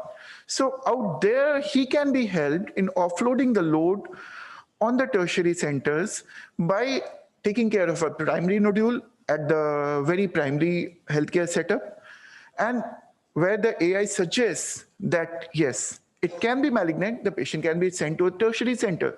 So the load on the tertiary center is reduced. That is one way. Second, as I said, that all the health sectors, they are flooding with data. How a collaboration can help? One is we can establish some research projects wherein we can streamline where the patient should go, how the resources of the hospital can be utilized. That is one. Number two, when we are dealing with a country like India, we don't have a uniform healthcare facility. We have a healthcare facility which is a tertiary center like Medica, where I work, where you have got the best of the facilities, you have got best of the investigations and clinicians, and we have setups like in the interiors, wherein even the basic investigations are not applicable. So a uniform protocol cannot be applied.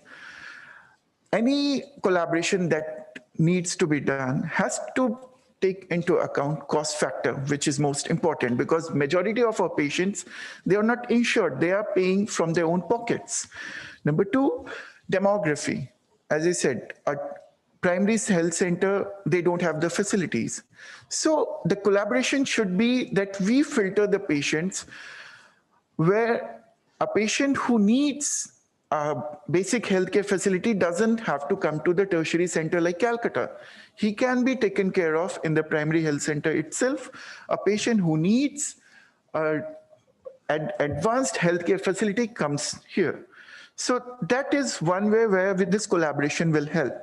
Number three, the collaboration, if we start any research, a clinician can have a medical thinking, he can have a vision, but to devise a project, a statistician is required, a biostatistician is required from the very inception so that he can guide the whole research in a definitive direction. That will help us to get fundings, that will help in reducing the effort, and streamlined effort will definitely be more productive. Now, the application of AI, especially in surgical line, in my specialty, plastic surgery, there are many apps like face wraps, wherein a patient who's coming for cosmetic surgery, he just wants that, okay, show me what I look like after the surgery, say after a nose job. And this very point has been the bone of contention. It has been the reason where so many litigations are going on across the world, because tissue doesn't behave like maths. It doesn't behave like figures. 2 and 2 can be 5, can be 1. Tissue behavior is different if we talk about individuals like a scar. Indians scar relatively well, but if we are talking, scar is the resultant of any surgery. So Indians fortunately scar very well. But if we are talking to an African person, he is also a human being, but he scars differently. There is always a chance that he can have a keloid or a hypertrophic scar. So we can't promise the same scar to an Indian patient and an African patient based on AI. So here we have to educate our patients that AI can suggest, can give you an idea what you will look like, what the results can be, but it cannot exactly replicate what is shown on the screen. That is most important. Number 2, post-operative changes, especially when we are talking of cancer reconstructions. Initially, when we do reconstructions, they look amazing. Everybody is so happy. Patient goes for radiotherapy. Once he comes back, the whole results are vastly different. Tissue is shrunk, it becomes black, and that is where one point which AI should take into consideration that, okay, this is one more factor, one more adjuvant therapy that the patient will undergo.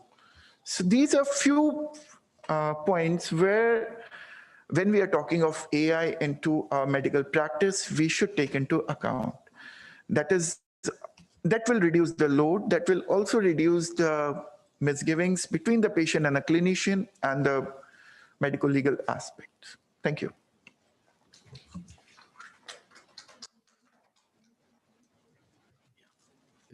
So thank you, doctor.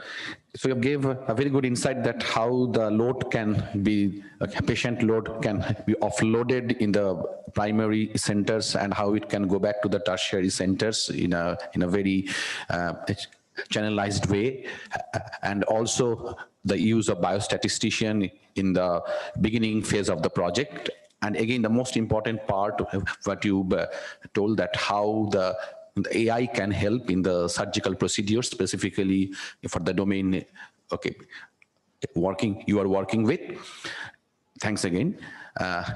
So now I invite Dr. Shubhajyoti Bhomik, who is the Clinical Director of Research of Peerless Hospitals, and I will be requesting him to speak upon that how the data is preserved in medical specialty team, and also what are the ethical issues which can be involved in this data storage. Yeah. Good afternoon, everyone. At the outset, let me thank Professor Chakraborty for inviting me here, and I'm very happy to be in this August gathering where I see stalwarts of AI. So I begin with a disclaimer that I am not an AI expert. I'm still trying to learn bits and bits. But I'm going to actually, talk on one very important issue today, and I have a kind of a live case study to share with you. Professor Chakraborty mentioned about, this particular workshop is to increase collaboration between the medical professionals on one end and the engineering graduates, or I would say the information technology experts on the other hand. I think the most important thing for this particular collaboration to happen, apart from what my learned panelists have already mentioned, is the awareness about medical ethics.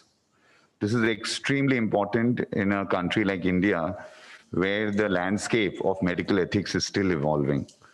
What is medical ethics? If I could just highlight for the viewers here, it's something which you think is to be done correctly with the patient data. So the reason I am highlighting this particular aspect is because I am on ethics committees of different hospitals. In fact, at PLS Hospital, Calcutta, where I work, I am the member secretary of the ethics committee, and the researchers, the AI researchers must know that how India has taken a lead in terms of strengthening medical ethics in this country. So the Drug Controller General of India, which is a central government body, actually is institutional in registering all the ethics committee in India. So ladies and gentlemen, let me tell you, India is the only country in the world, and I tell this because I worked at Stanford University School of Medicine for 3 years. Even in the United States, the institutional review boards are not registered. India is the only country in the world which has mandatory registration for the Institutional Ethics Committee. And I urge every AI researcher to know some bit of medical ethics. Professor Chakravarti, I would like to make this humble submission that, we would like to expose the AI researchers to medical ethics. And maybe propose a course on medical ethics for the EI researchers, because I go back to Jhilam, and the reason I mentioned Jhilam and Dr. Kaur is because they connected me to Professor Chakraborty. Because Jhilam and Professor Kaur, Dr. Madhuchanda Kaur, she has been instrumental in driving research at PLS Hospital in the Department of Medical Oncology. And she came up to me and she said that, we have this data of the patients who are doing, the cancer patients who are doing the CT scans. Can we use them for modeling? Is that so easy? Did the patient come to the hospital for giving a predictive modeling tool to the AI researchers? The answer is no, because the patient came to you because you were a treating oncologist, and the patient left back the data in the hospital because the hospital was treating the patient. No way this particular patient has said that this data could be analyzed. And the government rules are very, very strict about it. So what Dr. Kaur did, and she did it very correctly, is she reached the ethics committee of the hospital. And I would urge every particular researcher who's trying to deal with human data, please work with your ethics committee of your respective institutions, because the landscape is not very clear. When I say landscape, the legal landscape. How is it in the world? The European Union has just started work. In 2018, they have proposed the European Union Agency for Robotics and Artificial Intelligence have just proposed what is ethical research in artificial intelligence. Considering that India is India and we are still progressing, we still don't have any data protection bill. The government of India in Lok Sabha will be deliberating the data protection bill this year. And unfortunately, pandemic did not allow this bill to be taken over. So till now, if the patient wants to sue you in the court of law, that why did you use my data for predicting, you have nowhere to go. The legal stand is very pro-patient. So what we need to do is have a very clear-cut understanding of medical ethics, clear-cut understanding when to reach the ethics committee, what to be done with the ethics committee. The collaboration has to come at that level. Because the data might be present in a very structured way, might not be present in a very structured way. Researchers like Dr. Kaur, who want to do it in a structured way, will take up a prospective study design. And let me tell you, whenever you go for a prospective study design, informed consent becomes very, very essential. And the ethics committee members look at 4 pillars when you are looking at artificial intelligence-based research. One is beneficence. Is this going to benefit the patients? I would say benefit the human mankind in a larger way. Dr. Kaur mentioned in her presentation that yes, are we able to predict one particular tumor, lung tumor, in these patients, maybe not in these patient population, but growing prospectively? The answer is yes, this is a beneficial project. So the ethics is going to put a tick mark to that. Does it justify non-maleficence? That means do no harm. Are we doing unnecessarily, are we exposing the patient to CT scans? And we know CT scans are required for these lung tumor patients because, as she showed very beautifully, that when we need to confirm, we need to do the CT scan and the biopsy. So we are not unnecessarily harming the patient. So the ethics agrees that yes, this is an important aspect of medical research. Does the patient have autonomy? Does the patient has autonomy? That means whether you can opt out of the research. It cannot be just because the data is lying with the hospital and you have a very good rapport with the research director. The director can hand over the data set to you. So they incorporated informed consent. And that is very debatable in retrospective studies. Who will take the informed consent in retrospective studies? These are points of discussion. We don't have an answer right now. And last is justice. That means, are you looking at only those data sets which are easily accessible, or you're looking at data sets which are spread across the population? So if the answer to these 4 important questions is yes, the ethics is the group which is going to allow you to go ahead. Ladies and gentlemen, especially for the AI researchers, please, please, please ensure that these 4 issues are taken care of. One of my previous speakers mentioned about a protocol designing, very important. But the protocol has to be routed through the ethics committee, even if it is a retrospective study design, because the government of India, through the current rules and regulations, particularly I would like to mention the new clinical trial rules in 2019, has clearly made the ethics committees the most powerful body in approving or disapproving research in the country. They are beyond the managing directors of the hospitals, or I would say the dean of the medical colleges. They are independent bodies constituted by both medical and non-medical people. So please, please be aware of this. I'm also going to talk about one other very important issue is telemedicine guidelines in India.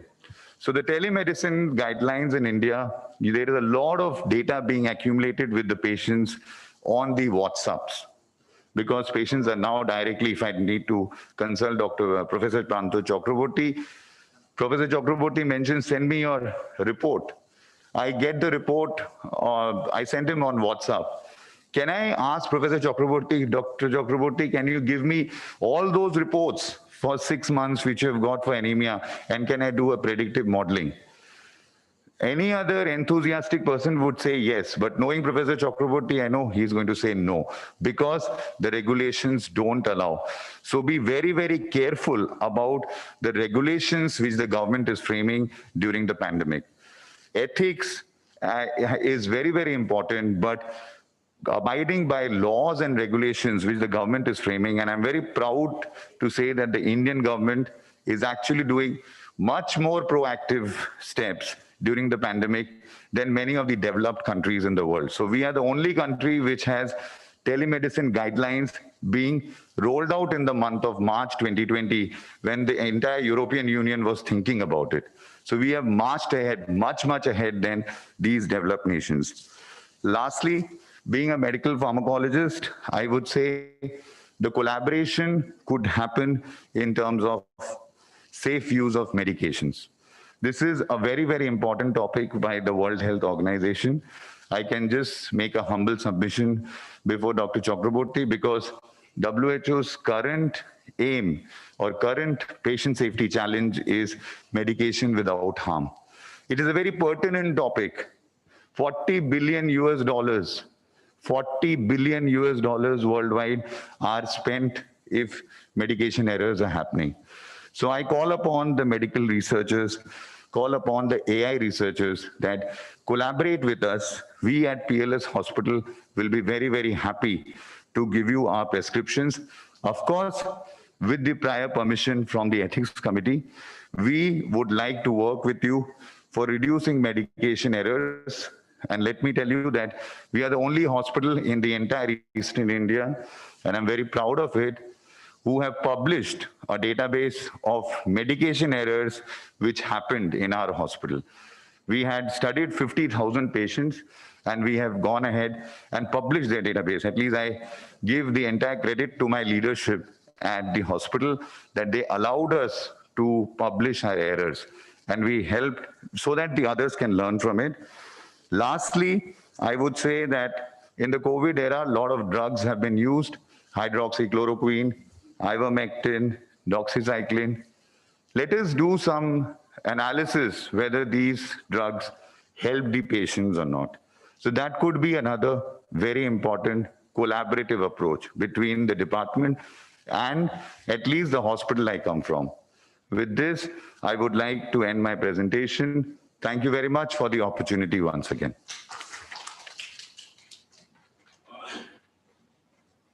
So thank you, Dr. Bhumik, for enlightening us in multiple aspects. Okay, first of all, the need of the ethics in the data and why the AI scientist or technologist should know that, and this should be a part of the curriculum, right? Obviously, we, the university faculty members, will have a serious look on this suggestion of yours.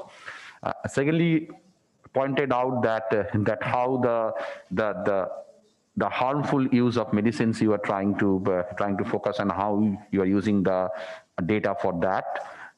Okay, and lastly, you have given a very good his point that how the COVID drugs and their influence on us, on the common people.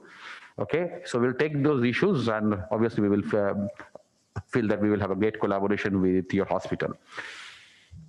So we have now Dr. Pant, and Dr. Pant is a technologist by profession, and he's an entrepreneur. So Dr. Pant is the director, is the founder and chief data scientist of Deep Tech.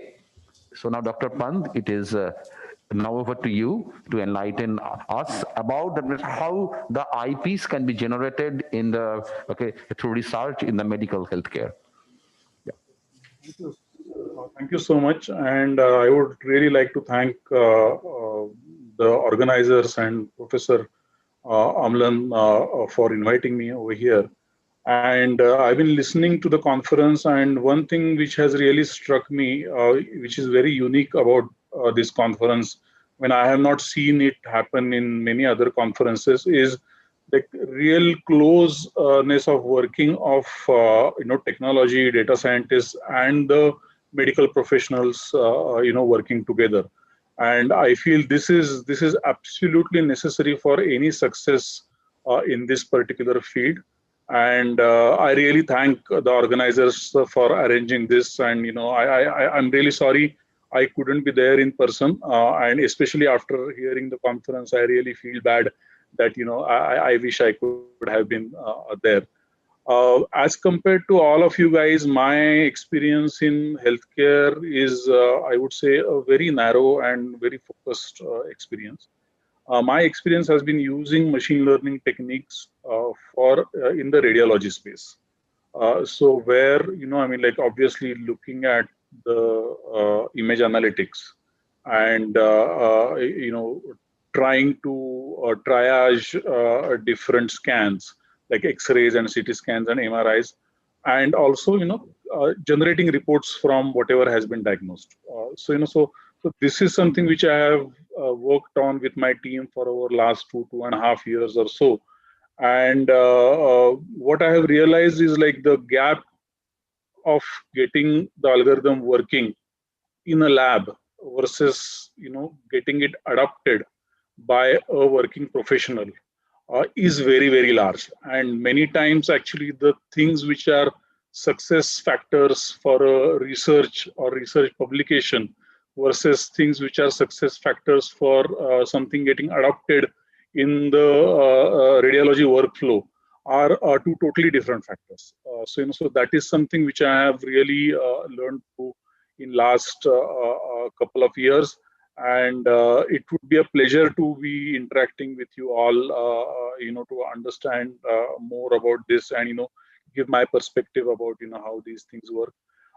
As far as the commercialization of the work that we do, which is what, we are a for-profit company, so which is what we are looking for, right? So what I believe that unless we build an algorithm which actually can get easily adopted in the current radiologist's workflow, and it directly benefits one of the stakeholders, it is impossible to make money out of that. And if you cannot make money out of that, then you cannot run a company based on that. So from that perspective, actually, whenever we are trying to build an algorithm, the first question we ask ourselves is, okay, who is going to pay for it? In the current system, who will use it in their regular workflow and who is going to pay for it?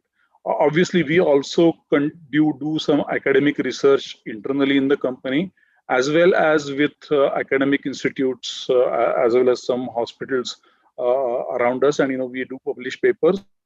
But at the same time, right now, whatever gets published as a paper versus whatever makes money for the company are two totally different factors. And I would really like to discuss more about these things with you. So anyway, I will keep my speech sort of very short, because I'm very interested in doing the panel discussion and doing a Q&A round. So I'll just stop over here and looking forward to chatting with you all.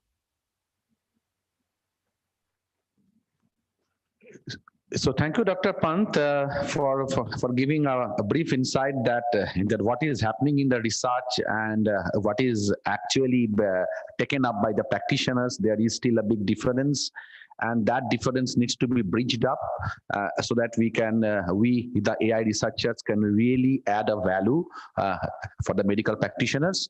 And now I will go to the floor to the participants, and we will take the questions and we will just forward it to the panelists and also the experts here.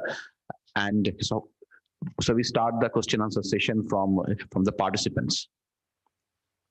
Just a comment. Yeah. I congratulate Professor Chakraborty and Subhrajyoti for bringing out one very, very important topic, that is ethics in biological research, which has human participation.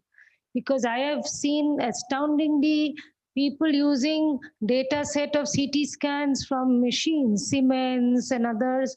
Nobody knows. The human subject doesn't know, the doctor doesn't know, and they are using and selling the data also for research. So data is sold for research without the patients or the participants knowing about it. This is totally unethical. And I'm also a proud Indian like Subhrajyoti, that Indian government has done so much. And we have Prantan, who has been in the DCGI loop, that research should be very ethical. And I'm also a member of the research ethics committee of a hospital, Thakurpukur Cancer Hospital.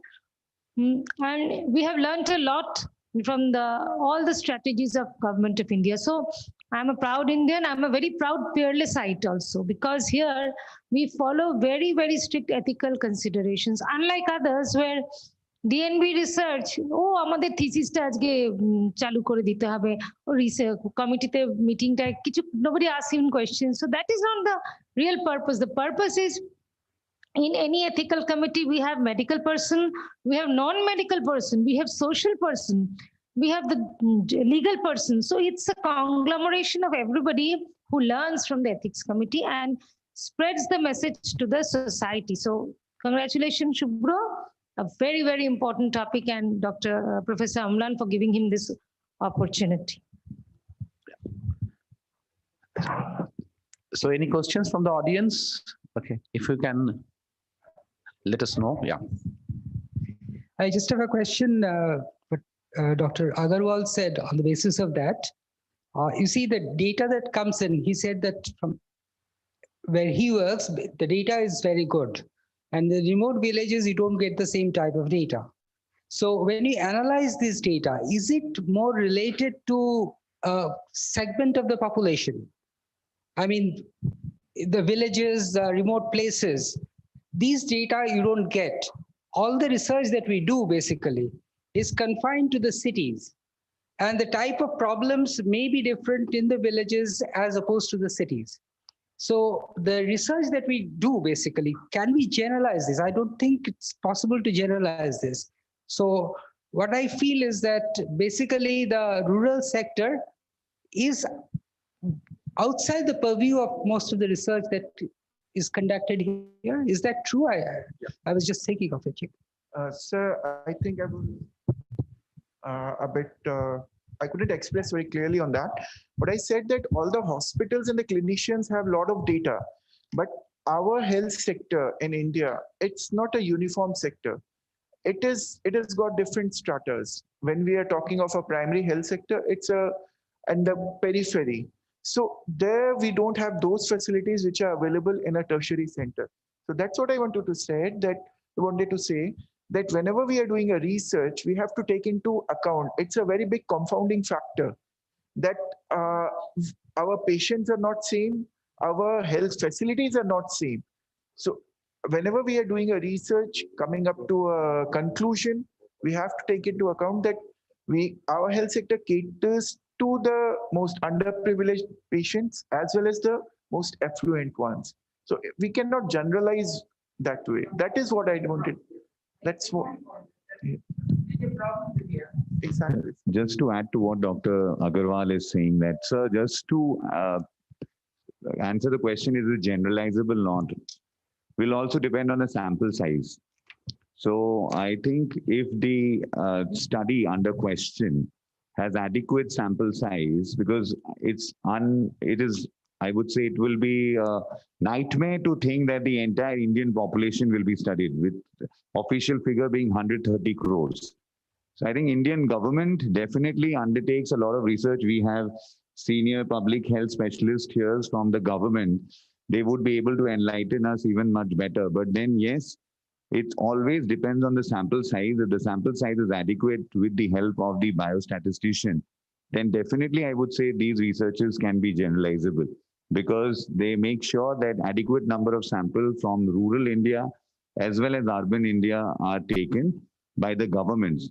But yes, majority of the research which has been funded by the pharmaceutical majors, they tend to happen in the cities because they have better accessibility, better clinician access, better research teams. So those kind of research are definitely under question, because you might not get the entire sample which is existing in the rural database. So the most important determining factor would be what is the sample and has adequately been ratified by a trained biostatistician or not.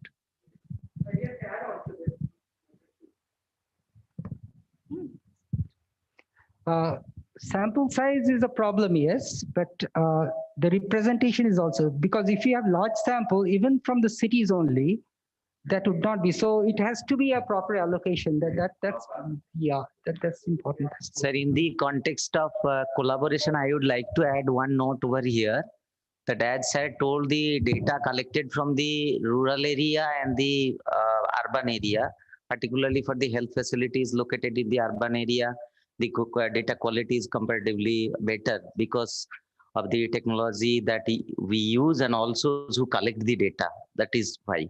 In that context, Professor Chakraborty from Medical College told that there are some community health centers and they have some confined community where they have identified supervisors, faculties, PGs also go over there.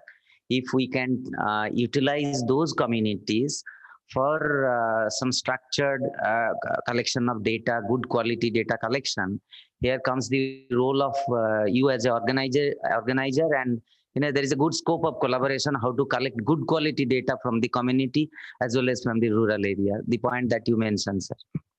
I can also say something. I just tell you, one of the greatest challenges which we are overlooking every time is ease of putting in data. We depend on our Asha DBs heavily. They are supposed to capture everything. But I can tell you, I met a lady whose blood pressure instrument was not working for a full month. But the supervisors wanted blood pressure of all pregnant women. So it was all fabricated data because we are not developing point of care devices where we empower the citizens that their data goes either by asynchronous or synchronous. It goes to IoT and you get the data. Just getting a silo in a community health center will not be representative of that entire population. So it's the greatest challenge has been that if you ask a primary medical center, primary health center doctor that, you are seeing 300 patients, but we need that data, that person will never be able to do it. How do we make data capturing simple? Because people are sending good morning, good evening every day on WhatsApp. So basic data, if you make it capturing easier, it will be easier for all of us then to look at the data and say, yes, whether this data is good or bad, first it should be captured. It is not being captured. That is the truth. So ease. Ease. Like the doctor, if he has to spend more time to give the data, it will not be practical. Okay, I have two more points. Very important. One is what Shubhrajyoti raised regarding telemedicine. Now we have people in the community who are looked upon, who are mentors. It's not that a doctor, if you pick up the phone and call him, he is bound to go for telemedicine. So telemedicine is an option. Please make it clear to the society. I can cooperate with you via telemedicine. I may not. I have the full right to do so. Number two, you have to keep the telemedicine record. I have to keep the telemedicine record because in medico-legal parlance, both the records are important. So for the community, this is a something message you all can give. Number three, we were all talking about rural health, rural health. Let us look into this National Family Health Survey 5, which has come out. India government spent a lot on iron supplementation. Anybody and everybody could get iron supplementation. What happened? From National Family Health Survey 4 to 5, the anemia percentage increase in West Bengal. Other states also. Why? Because there are many confounding variables. This, if the AI can capture the confounding variables like teenage pregnancy, it has increased. Okay, so that is also contributing to anemia. School dropout has increased, despite so many projects of ladies studying, of girls studying. So, and now we have started the Iron Plus program. Why? Regular deworming is also needed. So confounding variables, if the AI can pick up, then only the projects will be successful. Thank you. Ma'am, regarding the what you said regarding the telemedicine thing, providing telemedicine, as you said, that anybody, if he picks up the phone and calls up that, okay, I want to have a consultation with you, it is like having a patient in your clinic. You have, as a clinician, we have all the rights to refuse that consultation, and that holds true for the telemedicine thing also. No, ma'am, that is one public. Yes. We have the choice. Ma'am, if you remember a few months back, there was a case against a pediatrician in Panipat. So he had just charged, which is his right. But so yeah, that is what I'm saying, that it's a public perception that needs to be changed. So they are mentors of the public. They have so many. That is what I wanted to impress on. There are so many followers. No, it's a So I took the opportunity to tell. Yes, ma'am. And second, data records has to be kept even in the clinical. So it's the same thing. It's just an extension. The other very, important point I want to make is the registry. The reason is, again, Dr. Kaur is sitting here. The registries are important in databases which is run by the government of India. So predictive modeling can come out of these registries. So I think you from the government, because you are a government university, you should try and collaborate with the Indian government and try and utilize this important registries run by the ICMR, Indian Council of Medical Research, because we probably run biggest registries in the world. And one of such registries running at PLS Hospital, which is a hospital-based cancer registry program. And Madam Kaur is a principal investigator. I am the co-investigator. So we have been running this for many years now. So why reinvent the wheel when the government is already spending so much and you already have the data? So two arms of the government can work together. That is one small, humble suggestion I want to make. One more thing regarding the telemedicine thing, in the guidelines which is given by the erstwhile MCI, there was no mention of a telemedicine when the patient is outside India. There is no mention, but yes, ma'am, that's what I want to. It cannot be done. It- It cannot be done. It cannot be done. That is what I wanted to press on. It is mentioned in the Ministry of Health and Family Welfare that outside the jurisdiction of Indian subcontinent, you cannot do medicine consultation. The reason I picked up telemedicine is because telemedicine for the last 8 months it really has captured a huge amount of data which is in the form of WhatsApp and whatever. And health people. And I congratulate the government of India. I congratulate the government of India for being so foresighted. At least when the other countries have not thought about it, Indian government in the month of March actually thought it. So congratulations to the Ministry of Health, Government of India for doing it, because it eased a lot of I would say lives and a lot of patients, because they did not have to go to many of the hospitals. So this is a great initiative. And the other thing is that when we are using this kind of data set, we should route it through the ethics committee. We can use it, but we should route it to the ethics committee. So thank you very much. I take this opportunity to identify a couple of important scopes of collaboration that we'll also submit to the organizers. One area was raised by Dr. Pramit Ghosh, involvement of the university to teach students on NSS, NFHS or DLHS kind of large scale studies. Then in the new curriculum, the students are going to have elected subjects for 4 to 8 weeks. That will evolve a lot of database, how to handle that and use for the benefit of the healthcare. Also, Professor Chakraborty from Medical College raised important issues, mostly about behavioral modeling, because we need to emphasize on behavioral sciences, which is integral part of the healthcare. Also, the scope of developing more with the medical colleges or Directorate of Medical Education with the university, so that the things become formal and the data sharing policy becomes a no issue for both the institutions. And Dr. Aristo raised the issue of scope of involvement of the department, starting from the research protocol development itself, so that the students are not stuck at the level of the analysis only.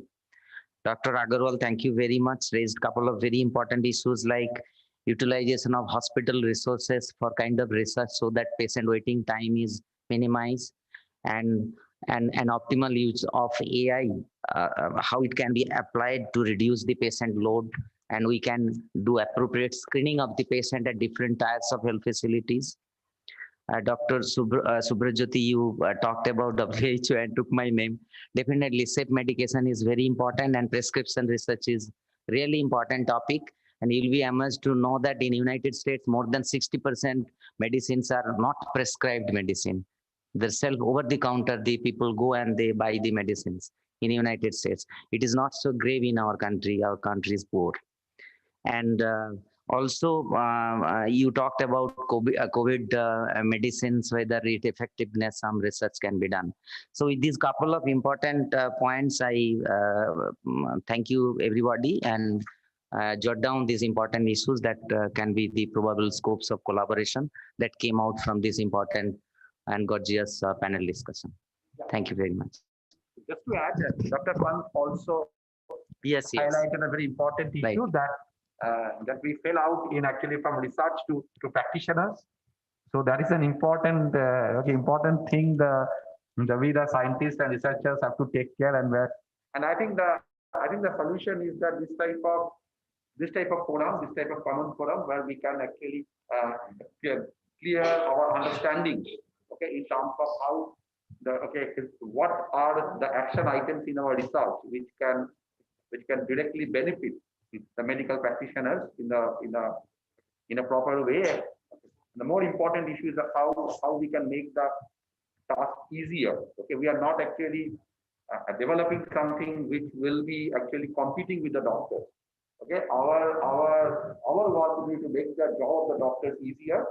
And that I think is the proper bridge which we have to come up in the research. And so I think in the summary, Dr. Chakraborty, is that we need to now move forward what we have initiated today in this discussion from the great panel members, okay, and the delegates, okay, is that we need to move forward and we need to make a charter from our university side, okay, and from the hospitals also. We need to actually have some more meetings in the next few months, and let's actually move towards a very positive step, okay, towards a collaboration which can help the doctors, and if we can help the doctors, I think that will ultimately help the society. So with this, I may request to end this panel discussion. Thank you.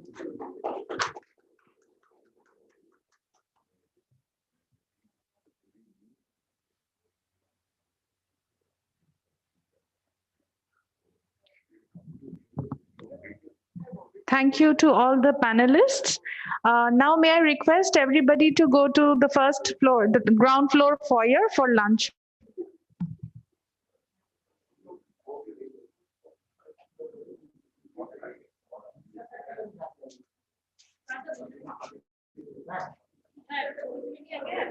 হসপিটালে গেলাম না দেখাতে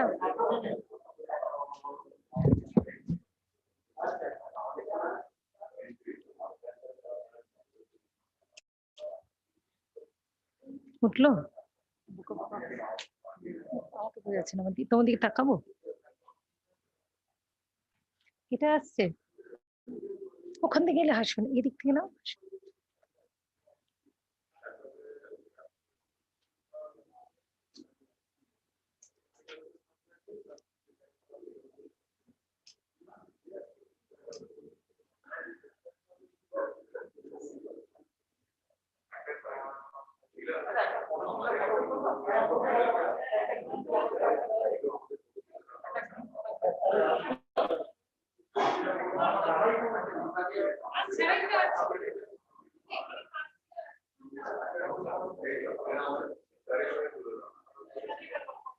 সবাই চলে আসো social ডিসটেন্সিং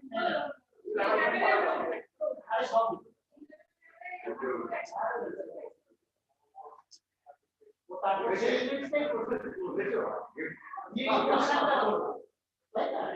আমি একজনের কথা বলছিলাম সে সবার একটা ফটো আমাদের